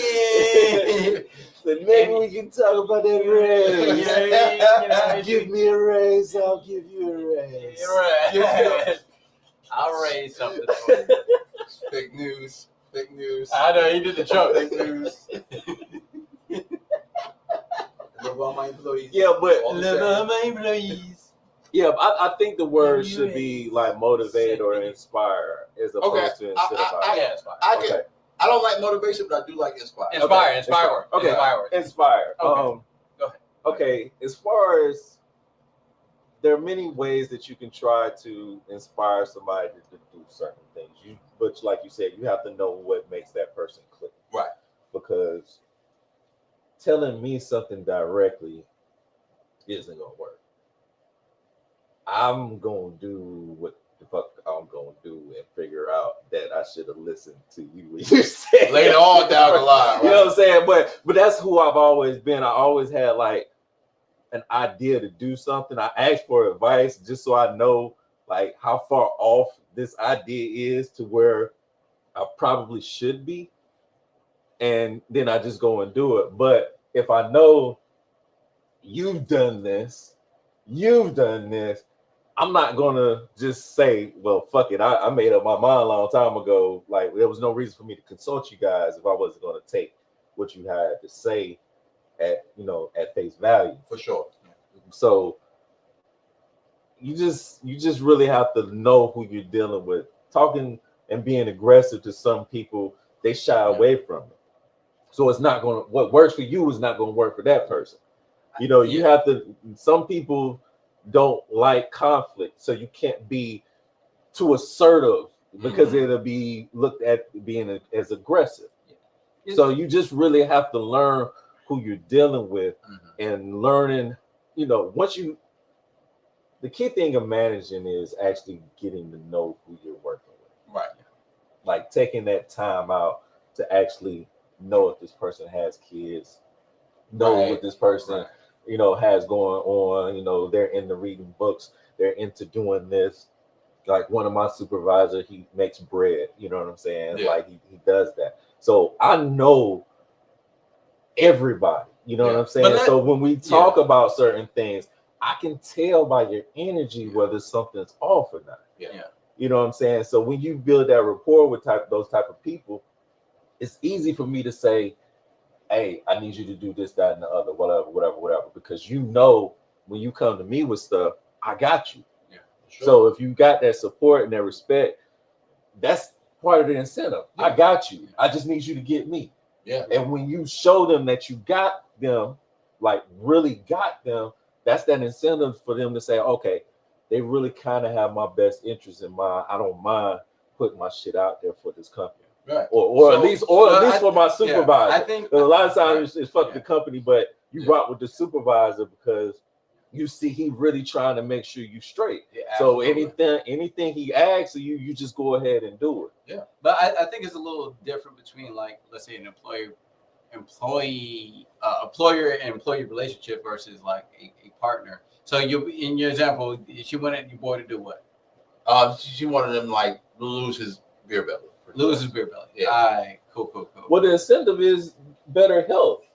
But I mean, he don't give a damn about that. Yeah. You'll look really sexy, and you know what I'm saying. I can't, they, like you said, women have a way to finesse that incentive in me. If she told him like I'm not feeling the dad by, you know what I'm saying, she just get the rubbing on him. I remember when he had a 6-pack, because a lot of times we as men, when we all flabby right here, they touch you, kind of firm it up because you don't want to see. It worked. Now see, it works if he actually had the body before. Now you can easily, if he never had the body, it's a little bit tricky. Pause. He had the body before. Pause. Okay. Yeah. He had the body. Okay. So he had the body before, right? So now you can go like, oh my God, like I remember when you had that. Oh my God, the joint was so sexy. Oversell that shit. Yeah. Oversell that shit. Now, I will say sometimes that can backfire. It could possibly. Sometimes that can backfire. It depends on how you do it, though. Yeah. Sometimes that can backfire. It's knowing your person. Yeah. It's how you deliver it. So all right. So when I met my ex-fiance, she was a lot smaller. I mean, even than what she is now. She started. We was living together, and then she started picking up weight, and then it was see, it's tricky the other way. Yeah, around. see, look, we got I'm thinking a woman to a man, but motivating, but we can, we talking about inspiring a man. We talking about relationships. So we're talking about man inspiring a woman is a little bit more tricky. It can go both ways. You know what I'm saying? So it all goes down to knowing that person. Yeah. Go ahead. Yeah. So you know what I'm saying? I knew for a fact that she would not do it unless I was doing it, right? So at the time when she was picking up the weight and I started noticing it, we were living in an apartment complex, and literally where our apartment was, the leasing office was right here, and literally all we had to do was literally walk across the parking lot to go to the gym, right? So I'm like, hey, look, I'm about to go to the gym. Do you want to come? You know what I'm saying? The first couple of times she was like, no, I'm just gonna stay in bed, You know what I'm saying? She used to go to Sheets, get in that bed, eat that Sheets, you know what I'm saying? Like, and not move around the house type shit. Eat that Sheets. Yeah, eat that Sheets, yeah. And not move around the house type shit. And then like she started noticing, like, all right, boom, like I'm going, you know what I'm saying? She was like, well, maybe I should try to spend more time with her. So you know what I'm saying? Like, all right, boom. Then it comes to figuring out what workout she likes. That's how you finesse it. Spending that time. Right. Then she started trying to figure out, I got to figure out what workout she likes. All right, well, she likes working legs. All right, well, let me find a leg machine that's also going to work out her core. You get what I'm saying? Like, all right, boom, boom, boom. All right, well, because at first, all she wanted to do was run. That's fine. All right, boom, we get on this treadmill. Boom, we do a couple of, all right, I'm done. All right, well, look, I'm going to finish up here. You know what I'm saying? I'll see you in a little bit. You know what I'm saying? And she started noticing, like, oh, he's not leaving with me. I should stay longer. You know what I'm saying? So it gradually became a thing. She got tired of waiting for you. So right. So it was like, because, at this particular time in life, I had just started like making beats for real. So like I had a little man cave. So I would be in there all the time. I had my game system in there. I had my computer with my beat machine. Nigga, I won't leave with that motherfucker. You know what I'm saying? I was in there, But, coming to this, she was like, oh, well, he's trying to spend more time with me by helping me be healthier and this and that. Yeah. So, she started to see that. But sometimes it's not that easy. Sometimes you got to do something a little bit extra. You know what I'm saying? Sometimes you gotta find what that person like. It might not be working out. I was in a situation where it wasn't the traditional working out. It was doing other things, right? Trying to find other active interests, right? Kickball. Adult kickball. Crazy, right? Adult kickball. Indoor rock climbing. And I actually enjoy doing that. That rock climbing is rough. That shit is fun. You gotta, you gotta have something up here. I got that going grip because you need grip strength. So my got that going forearms was killing me. Right. You know what? That's what we should do, man. It's a spot downtown. It's called Boulder Garden. It's the spot on MLK. No. We're gonna do something a little different, man. We're gonna help out these small businesses because I like the guy that owns the business. You know what I'm saying? Even though he a dookie, you know what I'm saying? I like the guy that owns the business. You know what I'm saying? So he good people. So but anyway, he got this spot, Boulder Garden, man. Shout out to Boulder Garden in Durham, man. They actually got a nice little spot. You know what I'm saying? You can go in there for $10. You know what I'm saying? And have a whole day pass. You know what I'm saying? So yeah, I think we should do that as a podcast. We should do that. We can do it. I mean, shit, we did Top Dog. Yeah. You know what I'm saying? Do a little something, man. Let me get in the gym for a little bit first. You know what I'm saying? I ain't. Nah, bro, we ain't gotta do all that, bro. We ain't gotta do that. I need to take the shirt off and I'm crying the rocks. All right. Enough of you. All right. So I wanna. I came up with this topic off of I was watching what podcast was I watching? 8 at a Table? 8 at a Table, right? So they were talking about Brody was talking about how cheating is you could justify cheating. We're gonna get to you. He was talking about how to justify cheating, and bro was going on a tangent for like 20 minutes, and the girls was just letting him dig himself a hole. I want to know what you guys' take is on it. Is it any way possible that you could justify cheating, whether being cheated on or being the cheater? I mean, you could try to justify it but the art of the action of cheating means you betray somebody's trust. Mm-hmm. And there's no way you can justify betraying somebody's trust that you fuck with. Period. Yeah, I can't fathom it, because let's say the person that you're with is the worst person ever. Mm-hmm. Cheating is still not the answer. No, just fucking it's still, you always have the option to break up with the person or leave, or having or maybe you just like have a conversation with them and be like, hey, I want to fuck someone else, and she's either gonna say yay or nay. But you know what? And a lot of the times, these girls be gay as fuck. So like, they might be down with that shit. You get what I'm saying? You go to her and be like, hey, yo, look, I'm thinking about, you know what I'm saying, fucking this other joint, and you know what I'm saying. I mean, if you cool with it, join. If not, you know what I'm saying, are you cool with just let me do it? You know what I'm saying? Boom, boom. But like, you'd be surprised. My 20s was a wild time. I was gonna say that shit ain't gonna fly when you get in your mid and upper 30s. Oh shit, you think it won't fly? You think it won't fly? You think it won't fly? I know when I was in my 20s though. Oh yeah, 20s. Yeah, I know when I was in my 20s though. Yeah, in the 20s, yeah. It start acting funny when they get older, bro. Yeah, because some of them kind of fall out of that gay phase that they had. Yeah, so they already been there, done that. Yeah, they already been there, done that. They know they don't want that. Yeah. But however, you know what I'm saying, like, it never hurts to ask. And you don't have to ask that way. You don't have to ask that way. I'm not saying that. It's getting to know your partner sexually. You know what I'm saying? So it's like, those are the questions that you need to ask. Take a little survey. It's mad online surveys. You know what I'm saying? I will, I won't, I try. You know what I'm saying? It's literally a survey. It's 3 rows on one side, 3 rows on the other. It says giver and receiver. And you put a check mark about, you know, oh, I will do that. I want to do that. I would never do that. You know what I'm saying? Like, so, you know, you just get to know your partner, however you do it. You know what I'm saying? Just get to know your partner sex. But I don't feel like it's, you know, no reason to justify cheating, man. Because it's like, it's first of all, it's too much of a toll I know for me and my emotions, it's too much of a toll for me to get over it and to go through it. You know what I'm saying? Like I can't.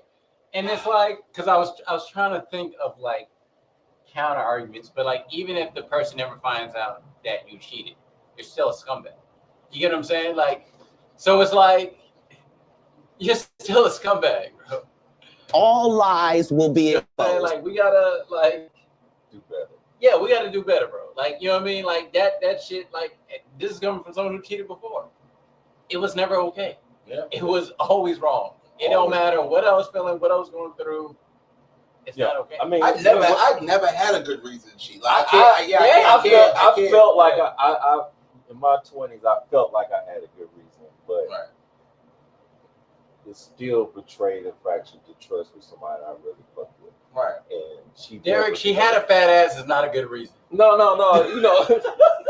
Hey, yo, look, dog. I would tell you. I felt like I had. No, so look. The nigga gonna pull up a girl with a fat ass like this was the reason. So look, nobody will remind you that you cheated like your siblings. Let me explain this. Let me explain this. Go ahead. So after Eid prayer, we go out to breakfast, right? So me and my little brother get to the restaurant before my parents do, right? So we sitting in my car, right? He drove, I drove, but he's sitting in my car, we talking. Out of nowhere, right? I got my album playing. He said, yo, you remember so-and-so?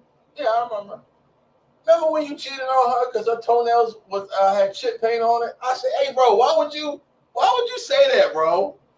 Why would you say that? Because you had the audacity to say it out loud to damn self. You deserve that. Nah, he was around. He was around at that time. He was around at that time. For him to even speak on that, that means you was talking saying some about wild her. shit, You was like, yeah, I probably said some wild shit. I was all of running barefoot on rocks. I was all of 21 when that happened. I was just old enough to drink when that happened. Like I was a kid. Man. You know what I'm saying?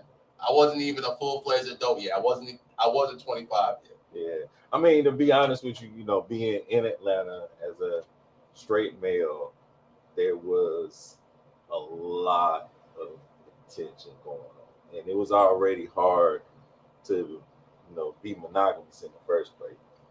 But when stuff started happening, it gives you that excuse to say, oh yeah, this person, you know what I'm saying? They understand me, they get me, they make me happy, you know what I'm saying? When you go home, so it's easy to fall into that mindset of thinking that it was okay, but that's selfish. Yeah. And that's all it is you're really being selfish in that moment because you are betraying the trust of somebody that loves you, and hopefully if you're in a relationship with somebody that y'all should be loving each other, you know what I'm saying, or to that point to where y'all are, respect each other enough not to betray the trust. I'm gonna speak on that Atlanta shit though.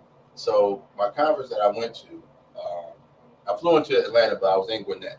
Okay. Yeah, I was in Gwinnett. So it's an HR conference, but it's the HR conference for like all like the Atlanta and surrounding areas. So people that work in HR in that, in that area or whatever.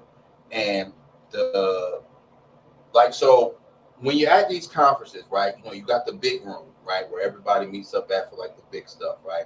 And then me being, so I was a speaker at the conference.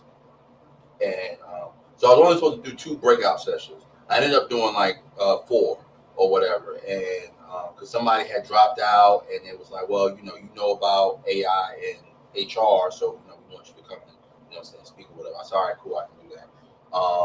And I was really presenting off of somebody else's PowerPoint, which was crazy. But I said, fuck that PowerPoint. I'm just gonna talk, right?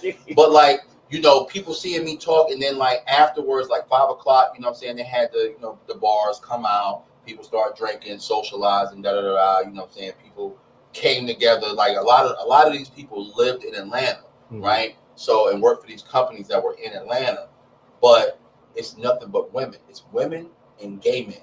Right, so they saw me, straight man. It was like, shorty, little African shorty. She literally asked me.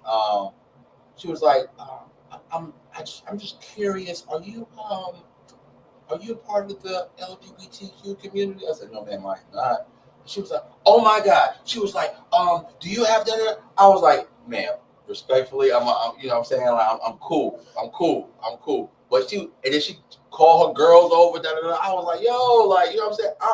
I'm in there trying to eat, right? I got my little plate, you know what I'm saying? My little food. They trying to eat too, bro. Yeah, they was trying to eat too, bro. It was a wild time, bro. but like just the way that they flopped, you know what I'm saying? And then like that was the first day the words, and that was the first day at lunch. The word spread like wildfire around that joint, and it was like people were just coming up and talking to me that wasn't even in the sessions that the breakout sessions that I was on the panel for, which was crazy. I was just like, look. Really, I'm just here for these panels and then to attend my session so I can keep my shirt. Like, that's it, yo. I don't need nothing else, yo. Right. They love, like, professional men. Whether you, like, actually are, like, if you have any kind of business about yourself as a man and you are straight, they I mean, the money thing is different now, but they used to fuck with you because of that. Like, they will literally feel your masculine energy, to be so happy to be around a man that's handling business, that knows how to speak, intelligent, can have a conversation. Like, you know how many people can't have a fucking conversation these days? Yo, it's weird, wild how people can't have what we're doing right now. Yeah. An actual back and forth that people ain't like if you like a like, then like you will be like. White people talk like that. White people talk like that, or people that went to PWIs talk with that. They say that like word a lot. That like and word I hate. You know what? That shit really that shit jams my Glock. That shit really jams my Glock. I hate that. I be driving Lyft, picking up these Duke students, and it be students of color, black, brown, or other. You know what I'm saying? They use that fucking word, and they're having conversations with their friends in the back. I turn the music up. Stop fucking talking. Like, stop. I did that as a Facebook post. Some chick was on Pop the Balloon or something, and she was giving her explanation, and she kept saying like, and it's kind of like when you come out here and you like do this, like the like in me being the troll that I am, I basically did a whole paragraph of when you like a like, it's kind of like, I like that, but not a real like, because like a like is a like, but not like. I'm gonna mute your mic. I'm gonna mute your mic right now. I'm telling you, I trolled the whole thing. I'm gonna mute your mic right now. Yeah, what it really is, it's a filler word for right? Yeah, Instead of saying they'll say like. And that's the whole thing. People like Namin. I used to be bad about Namin. Oh, yeah. We all have say that. I used to go to then Namin and then did Namin. I'm saying, and I go. But when I got to corporate America, I cut that shit out real quick. Yeah, and that's the thing. People that don't have certain level of social skills they use filler words because they don't have the capacity to say what they need to say without thinking about what they need to say, and sometimes using filler words. Right. And sometimes people just need to slow down when they talk. Yeah. Like, you don't have to fill every blank space when you're talking. Yeah. You know what I mean? I do dramatic pauses all the time. And honestly, I'll pause. Right. And honestly, like the dramatic pause, Barack Obama is great at this, and we can people. So let me tell you, the thing about Michelle, she'll get you right now. Hey yo, get you right. She'll get you right. Now this woman, she doesn't play around. Now let me tell you, she gets me straight. Whether it's me, Sasha, Malia, or Bo, she keeps us in line. And as far as you American people, let me stop. He was about to get in the war. Now, let me tell you about. We already know he was going. Black women, they don't play no games. But yeah, That's sick, Obama yo. is the greatest example. Yeah, no. He takes his time, he pauses in between, and then you're like, Oh, okay. he might stretch out a syllable. Yeah, you stretch out a syllable. Yeah. But it's all about learning you. Like what's the saying? The greatest fear next to death is public speaking. So like, a lot of people don't like to talk in public. You know what I'm saying? They're scared to, do X, Y, and Z. Like I used to get teased when I was in school. I used to slur my words a lot. Like I used to, you know what I'm saying? Like I wasn't as articulate as I am now. So it was certain things like, I got called names on the bus. I fought this nigga named John Doe. This nigga little old name was Jonathan Doe. Me and John Doe got into it on the bus because he called me out. Right? Parents are hilarious. Oh yeah. But look, that's my guy now. That's my guy now. John Doe is my guy. I actually picked him up when I was driving Lyft one day, man. John Doe is my guy now. But we fought though. We fought back in the day. That's my guy now. But yeah, it was a trigger for me to slow my words down, articulate what I wanted to say, think about what I wanted to say, and then articulate what I wanted to say. So, sometimes it takes a bully to, kind of put you on the right track. You know what I'm saying? Y'all niggas with these thin skins out here, like somebody say something wrong to you. Oh my God. Speaking of which, hold on, let's get this off. We deep diving today. You got somewhere to go? All right, cool. All right, so look, we deep diving a little bit today. I made this post. So you know how Meta will, if you have threads, Meta will post whatever you post to Facebook. Like if you post words to Facebook, it'll post it on threads, right? Yeah. Okay. So I made this post, right? Bro, they bullied me because I like anime. Me. Nah, they shorty bullied you because you tried to turn it into a Super Saiyan in front of her. Yeah. Right. Threads went crazy. Oh, why are you trying to bully the anime people? It was all kinds of comments, bro. All kinds of comments were happening and making me seem like the bad guy. Bam. I just say he tried to turn Super Saiyan in front of the shorty. That's not cool. Stop. Why would you do that? Running like the road to the parking lot. Why would you? But look, I didn't comment on anything. I just let the people comment, right? My phone was blowing up. And I let the people comment. Some of the girls was in there like, lame ass nigga. You know what I'm saying? Like they was wilder, right? You gotta let them get that shit out sometimes. Right. But like I was just looking at the comments, I was like, this is crazy.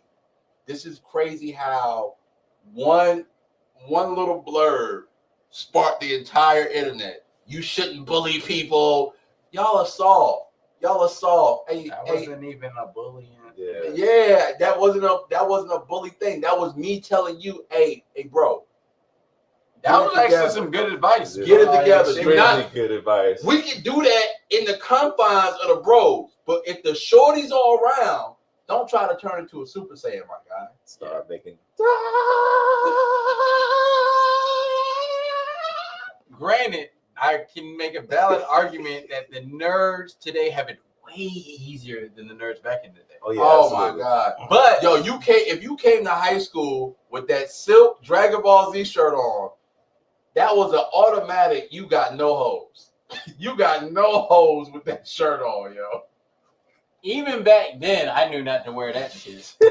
I had it, but I wasn't wearing it to school. Even back then. I wasn't wearing it to school. You know where I wore that to? If I was going to a family function. Yes, I like anime. I like Dragon Ball Z. This is what I like. This is me. In the 90s, you could not get away with saying I like anime. Like you had to keep that shit a secret. That was something that was for you and the bros. You and the bros that like anime. Yeah, you and the bros. Yeah. But like you would not speak when the girls came around. You would zip. No, that was like a deep. You can't talk about anime with the girl. She find out like your girl will find out like 6 months into the relationship that you like anime. What you watching on TV? But at that point, she's already in love with you, so it's cool. Oh yeah. You know what I'm saying? And then it's like after a while, then anime became mainstream, and everybody realized Why that you always gotta get off the phone at 4:30? I'm like, my show be on. Dragon Ball Z coming at 4:30. Come on, bro. Come on, bro. You already know. Come on, bro. My show on, yo. I gotta watch my show. Like, and that's when you used to have to get off the phone because it won't no DVR. It won't no watching it later. No streaming. If you ain't catch it, then when you went around the bros, hey bro, did you see Goku He went turn into a Super Saiyan? Like you can't miss him going Super Saiyan. What are we talking about? Did you see what Goku finally got dynamic? Like, fam, you can't miss that. You can't miss that. All right. Fucking nerds. Yeah, we are. Hey, look. Ain't no shame in it. Ain't no shame in it. Yeah, we are. But I never tried to turn Super Saiyan around the shorties. That's all I'm saying. That's all I'm saying. I knew when to turn it on and off. That's all I'm saying. Running with the Naruto arms and turning Super Saiyan up. See, like the Naruto wave, that was after my time. That was that was the younger kids. That's like my little brother generation. Like, you know what I'm saying? They was doing that. I won't do that. All right. So I was having this conversation. This topic is toxic. I was having this conversation, and it's so true. It's so true. Hold on, wait. You having an unnatural allegiance to losers does not like you. Niggas had Pokemon cards on there, but it's a certain era. It's a certain, yeah. It's a certain era, Reese. I'm gonna tell you what era it was, because when we had Pokemon cards, we were in elementary school. Yeah, that was different. That was passing, right? Yeah, we were going to Burger King to have Pokemon duels. Like, you know what I'm saying? We were kids. Yeah, you know what I'm saying? But like when you get into like that later middle school era towards like you getting ready to graduate, go to high school, yeah, you can't do that around the shorties because they like, you know. Nah, because I remember, when we was 05. Nah, we did the Pokemon. Yeah, that was done by the time we was in high school. The Pokemon jump was done. Yeah. I mean, we did that in middle school, elementary school, middle school, but high school, nah, nigga, you're not pulling out no Pokemon cards in high school, bro. Middle school, yeah. Nigga, we had the binders. They tear them shits up. Oh my god. Yeah, I remember. Bro. Like the Pokemon. No, in middle school, we still had the Pokemon cards in middle school because I remember getting in a fight over some Pokemon cards. But but after once you get to high school, bro, that was done. Yeah, that was done. For sure. All right, back on topic. All right, so I think that from my personal experience that toxic people have the greatest first dates. The first date. Why is you love birds? Oh my god. Hey, I'm not even gonna lie to you, man. Like the people that are toxic for you be having the fire first dates. And this is my personal experience, and then even the personal experience of some of my close friends, especially the women. They will say, "Oh, this nigga took me out and he did this. Damn, he did all that for sure." 3 months later, this nigga ain't shit. Toxic. All they gotta say is toxicity, right? And it's like, toxic people really do have a fire first date, because that representative for a toxic person be on point. They gotta be on point. They didn't hire them from a temp agency. They hired them from a headhunter. Listen to what I'm telling you now, bro. They did not hire them from a temp agency. They got a headhunter for their representative. Enough time to home. Hey, look, bro, I need you to do your job immaculately for the next 3 months. After that, I will take over all of your job duties and do a terrible job at it. And that's exactly what they hire their representative for. Because I shit you not. I dated, this is during COVID, right? So during towards the end of COVID, I was dating this shorty, and when it finally time for the world to open back up, right? I was like, oh shit, we probably should, do something. Oh, I got it. You got the first date? All right, cool. You know what I'm saying? Like, she knew the city. She didn't live in the city, but she knew the city, right? So she lined up, found what was open, lined up the first date. Fire first date. Started off with she rode in town. Started off with a little breakfast spot. Hit the escape room. Did a little Did we catch it? We caught a movie. And it was a Marvel movie at that, so you already know it was top tier. Did a man, what do we do after that? I'm trying to think. Paid for the dick. Hey bro, we gotta have some coof, nigga. Have some coof. He's about to get one of these in a minute. A nasty award? You about to give me a nasty award for somebody? Not by him. Oh.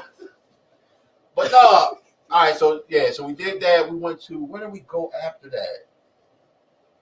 What you ain't I telling me? forget where we went. I forget the next spot we went to. Then we went to dinner. Then we went to karaoke. We went to karaoke after dinner. A little KvngBak spot after dinner. Man, it was an entire day. It was an entire day. I said, "Oh, this is a great first date." Maybe 2 months later, right? The world's opened back up. You know what I'm saying? Like regulations have really eased up. She moves back to North Carolina and like starts showing her true colors. We haven't been on a date since then. Like we kicked it with each other, but we haven't been on a date, right? So it's like, damn, that first date was perfect, but you are an asshole. You are a toxic person. Like just the way that you move is toxic. You know what I'm saying? Like Shorty had ended up breaking her leg at some point in time doing something. And, you know, me calling, trying to check up on her. You know what I'm saying? She's not answering the phone. You're not doing shit. You sitting there with the cast on your leg. Why are you acting like you busy? I'm trying to check on you and make sure you're good. I was going to DoorDash you some food, but you being a dickhead. Did the leg work enough to get that? Why you love birds? Oh my God. Royal Highness says they use their imposter mask until later on. Then it's ha! This is the real me. Terrible individual. And afterwards, like later on in life, like I found out some things about the time that we were dealing with each other that weren't prevalent, and you know what I'm saying, like her friends were really giving me information because we went to the same college. Mm-hmm. You know what I'm saying? So I was getting all the information after the fact. You know what I'm saying? You see people. You found out how she broke her leg for real? No. And it won't. No. It was really with her job. She really broke her leg with her job. I knew that part, but it was really, you know, you start finding out little tidbits of information because y'all have mutual friends that overlap, and this is like, yeah, I probably should have done my research. Well, the thing is, a first date usually means you just meet them. So you can be whatever you want to be in that moment. And to your point, I think that's the reason why toxic people make the best first dates, because they're selling on this idea of who they want this experience to be. Not even who I am. I want, you know, that's why a lot of guys who have shit personalities leave with money. Because if I can take you on this fancy, you know, date or fancy experience and let you Instagram everything, you won't have to worry about the fact that I have no substance to offer as far as the conversation. So what happens is you have fun the first time, you do whatever you do, you know what I'm saying? But then after you're around that person outside of that element, you see you get the chance to see the people who they really are. I had an issue with girls pulling out their phones on dates. Absolutely. I used to have an issue with it until I met one shorty that she actually did Google reviews on restaurants, right? And like she showed me prior to us going out to eat. She showed, oh yeah, I do Google reviews on restaurants. Like she's a foodie, you know what I'm saying? Like she's an actual foodie. Like girls will say they're foodies, but if you ain't doing no reviews on the restaurant, They're just a fat ass. Yeah, shit. Wait. What?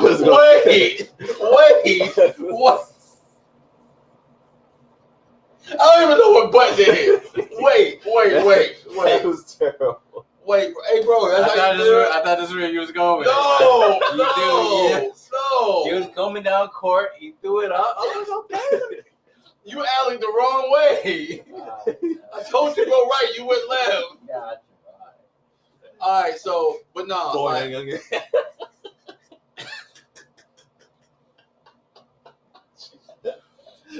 no, it's not that. Like they are fake foodies. They are fake foodies.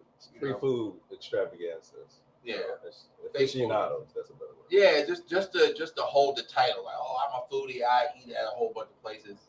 It's like no, like you eat at these places, but you don't give them the just due of a review. You know what I'm saying? So somebody else that hasn't been there before can do it. And I commend people that do that because like I don't have the patience. I don't have the patience at all. I eat. Yeah, like as soon as the waiter sit my plate down, you know what I'm saying? I do my best Malai and I eat. That's it. I'm not taking let me take a picture of it. Hey, look. I'm with it. But back to toxic people. Yeah, but first dates. Like I said, it's easy to do that, and that's why a lot of people leave with their money on the first dates because they want to camouflage who they are and sell you on the experience. Another thing, though, I will say is you got to be careful because a lot of times what people will do, toxic individuals, is they'll go super hard on that date, but then guilt you later on down the line. I've done all this for me, right? Because at first you just thinking they're just doing it out of their kindness of their heart. You're like, like this person just roof Chris the first. This person just really generous. You know what I mean? And they're just being nice, but like really they're expecting a lot in return, and then they'll try to guilt trip you later. Yeah. So that's it's kind of like those simps that take you to Roof Chris and don't know nothing about you, and then they'll do those little skits to where or it might even be real where they'd be like, so are we splitting the check? Or I'm gonna get something tonight. Yeah, like no. That's sick. You know what? Until I dealt with a woman with actual money, or a woman who actually came from money. Let me say that. A woman that actually came from money. I didn't know women could do that too. So, guilt tripping was a big thing for this particular individual. She knew I was a creative, doing a podcast, making beats. My time is my time. You know what I'm saying? I don't always have time to invest into you all the time unless you are able to be in my creative space. If you're able to chill in my creative space, I love that for you. I will not ignore you while you're in my creative space, but you have to be willing to be in my creative space. Like literally, she tried to be there one time and said she got bored. Man, this is me. Do you really like me for me, or do you not just want to be lonely? Like, what are we doing here? So sure. But she tried to impress me with money all the time. That was my first time, being in the industry tent at Dreamville. That was my first time being slutted out. Nah, flued out. That was my first time being flued out out of the country. Women will. Yeah, they'll do do it too. It's just for different reasons. Niggas would trick to get some pussy. Women will trick to get your attention, time and attention. Yeah. And then that's soon like, I did all this and you don't want to do this and you don't want to. Yeah. They will guilt trip you. It's scary. I know for a fact that I cannot deal with a woman that comes from money and has low self-esteem. I can't do it, bro. There's someone that's a scary combination. That's why like I'm really careful about like when someone is offering too much. Like especially in the beginning. Yeah. Oh wait, do we get into that? No, I took that topic off here. I knew I should have put that topic on here. But yeah, no, I've had women, like a woman offer me like $500. This is back in the day too, when I was working at Walmart, right? So like $500, you know what I'm saying? But I rejected it because it's like you gotta know what comes along with with that $500. Yeah. You know, I was like, and I was thinking, I was like, oh shit, I can use some $500. Well, my check is like probably at that time was like $500. You know what I'm saying? But you know what I mean. So I can have 1,000 right now. Right, I can have 1,000. You get what I'm saying? Because I know about certain. Damn it, D.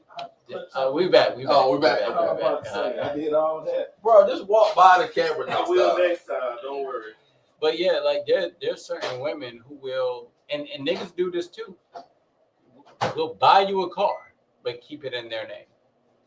Think about that. I have. So when the shit goes wrong, guess what's happening to your car? It ain't your car no more. It ain't your car no more. So you got to be careful when people go too hard in the beginning of relationships or any time in the relationship, because they could be using this as more of a control tactic than just being kind. So and that you also the control factor. Yeah. That is important for people to understand. A lot of time, finances are used to manipulate the control. Yeah. So yeah, just be careful when you're dealing with people, especially if they don't know you from paint off the wall. You know, just offering you stuff and being generous, because it's usually a ulterior motive, or some kind of hidden agenda, or maybe even some kind of mental illness going on, or self-esteem, but it's a reason why that person is doing those things that you're doing, but you might not figure out the real reason until you caught up in some shit. For sure. All right, last topic of the night, fellas. Just hear me out where I'm coming with this, right? We get my diatribe and we're gonna talk about it. Hey yo, we gotta stop boosting our trash ass friends, right? So a lot of the times we get in situations to where it'd be like, oh, well, I think you will be good for so-and-so. Oh, you and so-and-so would be cute together. Fam, we gotta stop doing that, because if a shorty asks me, oh, you got any single homeboys? Are they good in relationships? I can't say yes. I've never been on the receiving end of you in a relationship. Fam, I can't give an answer for that. And women are the main ones that are good for doing that. And then it's like, yo, you end up with this trash ass individual. It's like, yo, what you've never been on the receiving end of Shorty's affection in a relationship.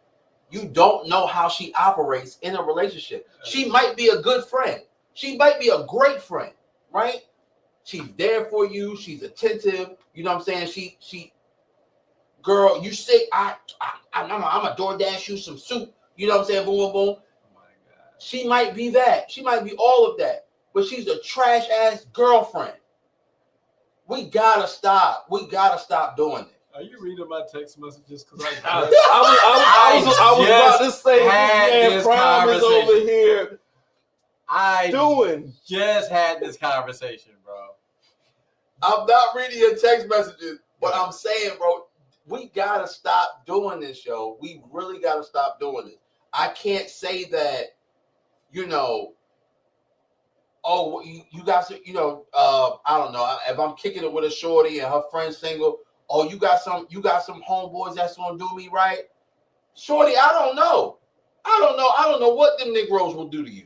I have no idea. Are they cute? Absolutely. But I have no idea what they're gonna treat you like. I have never been on the receiving end of them niggas' love. So I don't know. I personally don't know. I can't answer that question for you. But we are quick to answer, oh, yeah, my nigga straight. Yeah, he gonna treat you right. and then they end up doing some fuckboy shit, and then you end up caught in the tidal wave of that shit. That nigga long gone. Shit, I ain't fucking with that bitch no more, bro. $3. You know what I'm saying? Like, I'm trying to do better. At least the accountability is there.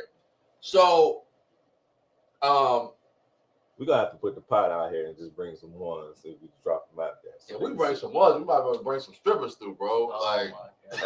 That's the after five. I know a couple of girls that work at Diamond Girls, man. They come here pre-shift, man. You know what I mean? Shout out to Diamond Girls. Shout out to Diamond Girls opening back up. Y'all been yet? Nah. Oh, that might have to be a pod trip. Yeah, I plan to. Oh, you playing my nigga? I plan to. My nigga. Sure. Hey, we gotta go, man. I've been saying I was gonna go. We gotta take Luke with us too, man. Yeah, man. Let's do it. You know that was his first strip club? Really? I took him on his 18th birthday. Hilarious. Yeah. I took him on his 18th birthday. So we get there, right? Shorty danced on stage. Big old butt, right? So I actually had class with Shorty. I didn't see her face. All I saw was butt. You know what I'm saying? So gave him a couple ones, right? So you know how Diamond Girls used to be set up. I don't know if it's set up the same way, but you know the on the right side of the stage it used to curve like this, right? So he's standing right there and Shorty bouncing butt on the edge of the stage. I gave him $100 worth of ones. He took the band off, threw the whole stack at her butt. I grabbed him. What are you doing? Oh man, I thought you were supposed to throw the whole thing. That's what they do on TV. Yo, man, you gotta chill, bro. I was mad as shit. I was mad as fuck. I've been picking that money up and I was mad as fuck, yo. I was mad as fuck. We out. He drunk. I'm mad. Taking him off. He's not old enough to drink. Hey, that's what I'm gonna say. Hey, he drunk. I'm sorry. He won't supposed to do that. I'm sorry. We out. We made a mistake. Oh my God. Nah, it was a good time though. His first strip club experience. I'm happy it was with me, so I could teach him how to operate in the proper strip club etiquette. Yeah, it's important. Don't go broke in the first 5 minutes. Oh my, it's important, bro. It's important. It is important. I see niggas do some wild shit. It's important, man. But I lived in the strip club for about the whole time you were in Atlanta. No. For about 7 months. And yeah, But anyway, back to the topic at hand. We gotta stop boosting our trash friends. So I wanna get you guys' take on that. Oh, yeah. You say I was reading your text messages. I need to not because I just had this conversation about like, oh my God, like she deserves a great man. What? You don't fucking know what she deserves. How do you think you was going there? How do you know she deserves a good man? Because she's a good friend to you? Just because she's a good friend to you doesn't mean she's do I know the two people in question? You probably do. You probably.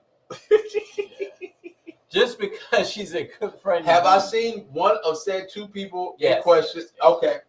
Continue. Just because she's a good friend to you doesn't mean she's a good partner. Like, this is what I'm saying. Like, you don't know how big of a headache she is to the niggas she's around. Like, because she doesn't bug you.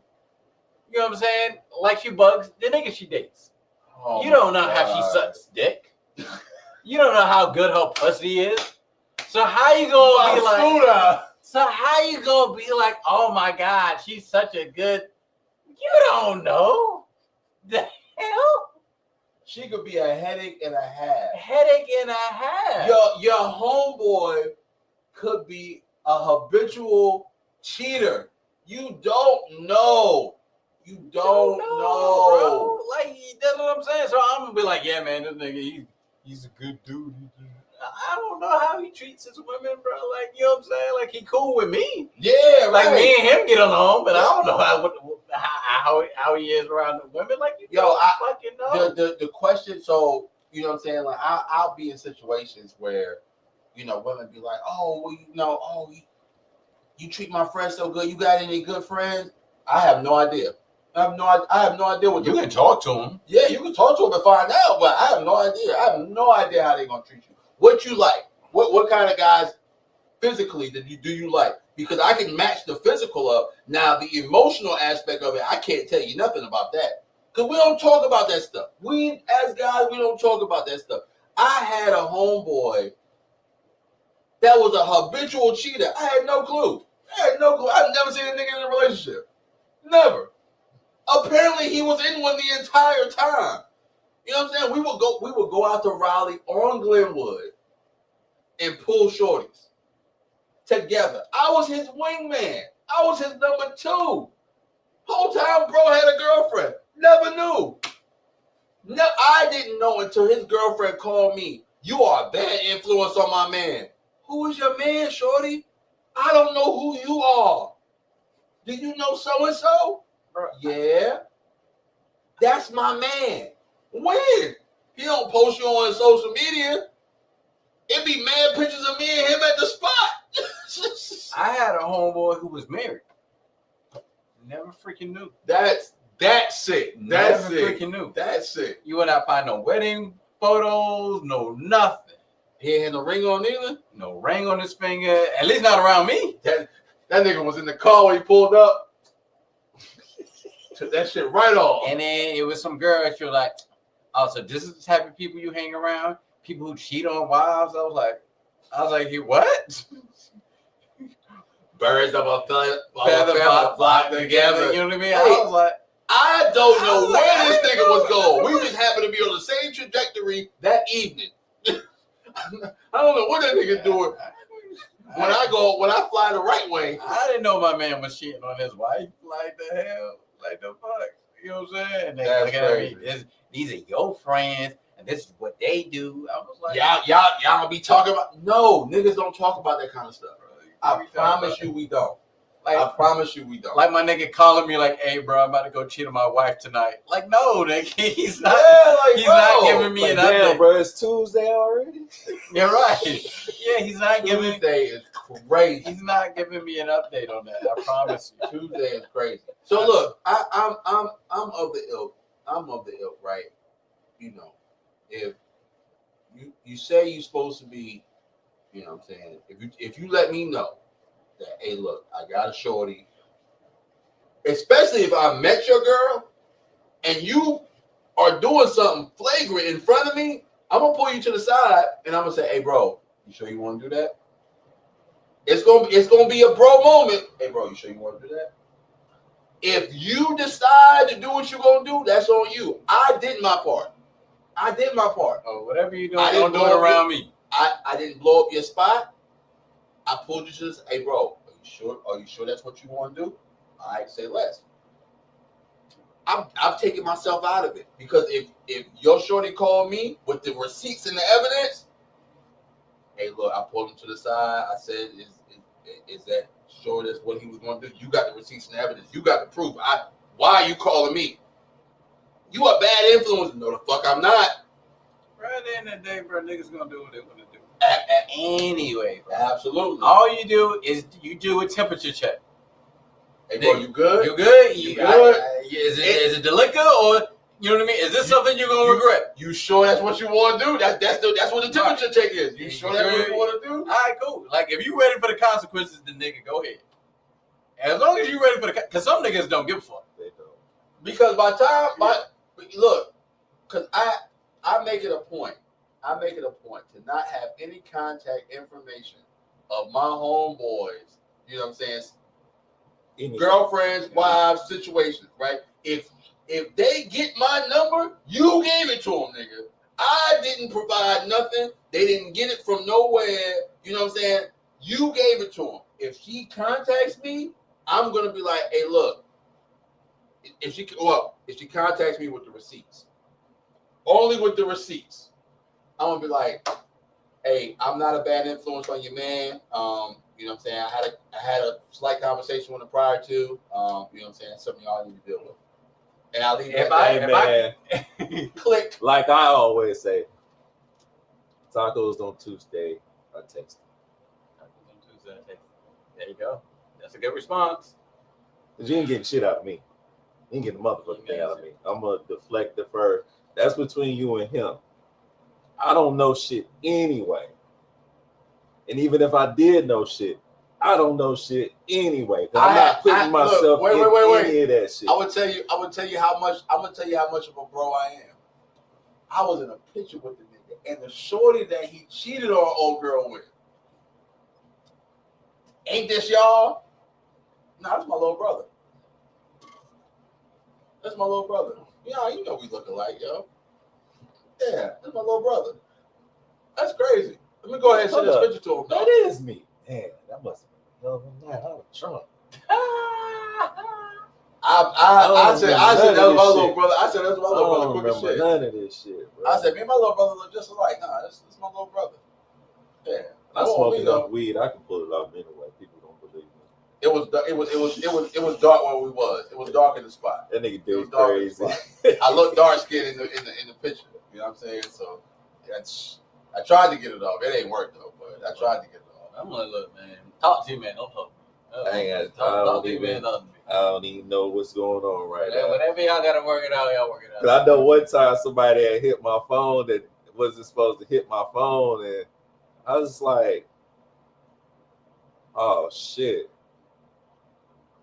How the fuck this motherfucker even get my number?" You know what I'm saying? That be the thing. How the fuck did you get my contact information? But because I don't know the number, I'm not gonna answer it anyway.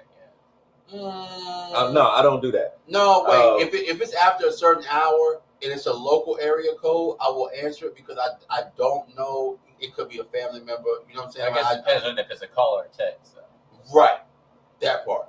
If it's a call, yeah, it depends. Because if it's a text message, you have to blow me up in order for me. I hit it back the next day and be like, "Yo, what happened?" That's right. Yo, what happened? That's hilarious. But if I kind of know who the call or message is coming from and who it's connected to, I ain't got nothing to do with that, bro. I ain't got nothing. You don't. Even if the nigga is sitting right beside me, not doing a motherfucking thing, I'm not about to say or do anything. I'll say, "Hey, bro." And someone tells me, "Hey, I screenshot it. Hey, bro, this came across my desk, nigga. This came across my desk." Yeah, and someone was like, "Yo, it was there, blah, blah, blah, blah." I will screenshot, send that right to Derek. I will not reply until Derek hit me back and tell me how to respond. That part too. Because I was like, if he say ignore that shit, I'm gonna ignore that shit. Hey, look. If he say, "Hey, tell her I was at blah, blah, blah," he was at blah, blah, blah. I got a text message. I never forget. I got a text message from a Maryland number. And I'm like, the fuck is this, right? So text message was like, "Yeah, you hang around with fuck ass niggas that be cheating on their girls," and it was a picture of bro and his girl. I didn't respond to the message. I screenshotted it, sent them. "Hey, bro, this came across my desk. I just wanted you to be aware of it." Boom, boom, boom. "Yeah, bro, I'm already on it. Say less." Didn't respond to the text message. That nigga got mad. Yo, hey, look, I just want to let you know what came across my desk, nigga. Like, you know what I'm saying? I didn't know if you already knew before your shorty found out, nigga. Like, you know what I'm saying? That nigga got mad at you over that shit. That's crazy.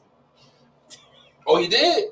You told me the situation. Oh, yeah, he did get mad at me over that. He did get mad at you over that shit. He did get mad at me over that shit. You right. That's why you stay out of the business. You don't say nothing.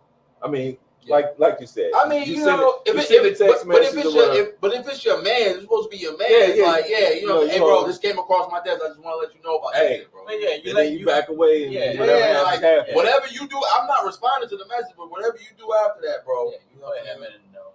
Let him know what the situation is. Yeah, because he could have been at work and not even know he was gonna come home to a fucking tornado. Mm-hmm. Because at the end of the day, bro, I'm getting put in the middle. This is your shit. Yeah, exactly. So you can't get mad at me for anything. Like, this is your shit. You know what I'm saying?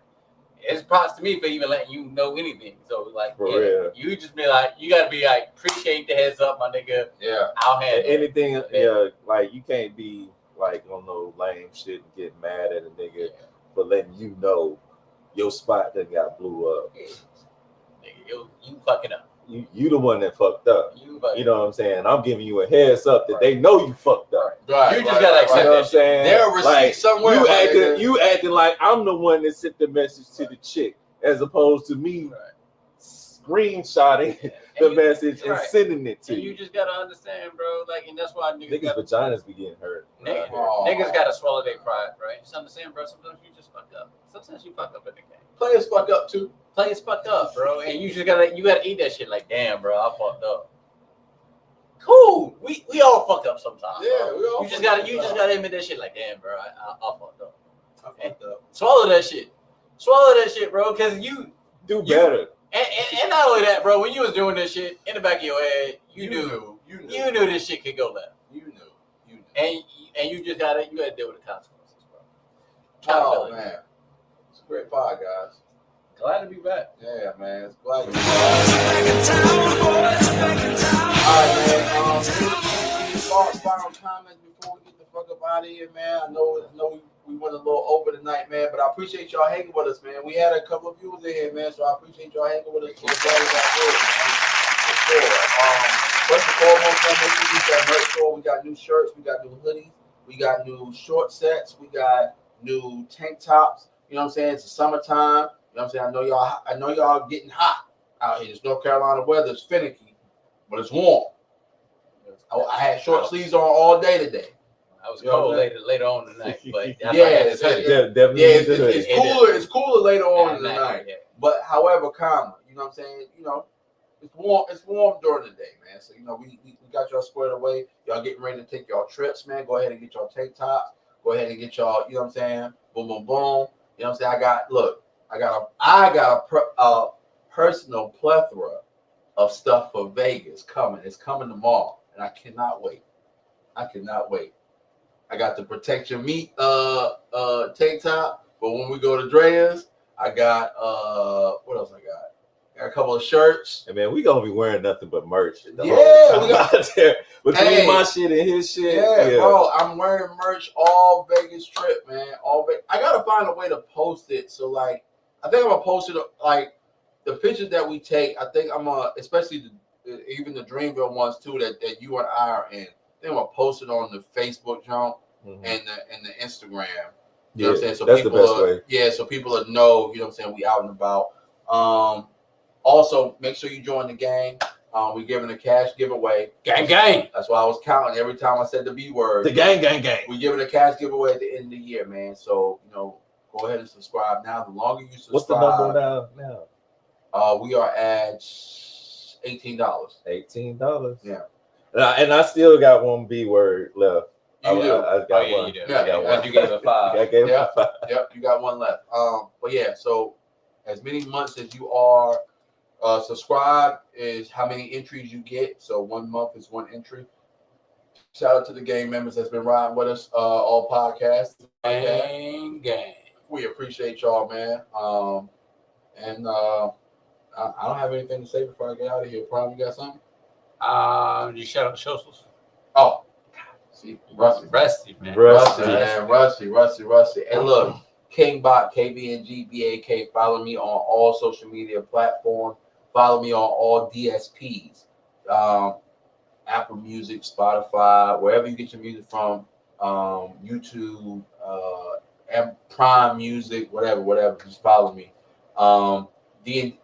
D&D Pod on TikTok. Boy's Rusty. Yeah, TikTok, Instagram, Jason Discussion Podcast, everywhere else. I will agree to disagree on Instagram. Picture_that_photography. Picturethatphotography.com. Make sure you follow D over there. Yeah, that's all I got, man. Also, make sure you follow me at agree2disagree on Facebook and YouTube. That's it. That's what I missed. I know I was missing. And I think I'm on TikTok too, but I don't know what my ad is. What's my ad? You are on TikTok. I saw you, but I can't. My ad might be at primetime_9. Okay. And I'm working on changing that though. Gotta get my brand right. But. Yeah, for sure. Also, make sure if you go on to Dreamville, make sure if you see me or if you see D out there at Dreamville, you know what I'm saying? Make sure you holler at us. I'll be taking pictures, and I will be posting all the pictures that I take. So, you know, if you want your professional Dreamville picture that you can remember the last Dreamville by, holler at me. You know what I'm saying? Do you got anything to say before you get out of here? Yeah, man. again, I appreciate you helping me get into Dreamville. Yeah, this is sure. really big for sure. my photographer. I haven't worked an event this large before, so it's going to be interesting for me. Just like KvngBak said, I got merch too for Picture That Photography. We got hoodies, we got shirts, we got this on the back. Ooh, baby, I like it. I like it. Yeah. Baby, I like it. Shirts going for 25, hoodies going for the 45. Double XLs and XLs, $5 more. Shirts and hoodies. Just hit me up on Instagram or Facebook or wherever. You know, Picture That Photography. We are coming to your front door with the photos. The pixels. Always been the 4-4. All you heard was Papa, don't hit me no more. All right, look, we out of here, man. We love y'all. We appreciate y'all, man. Thank y'all for tuning in with us. Peace. Yo.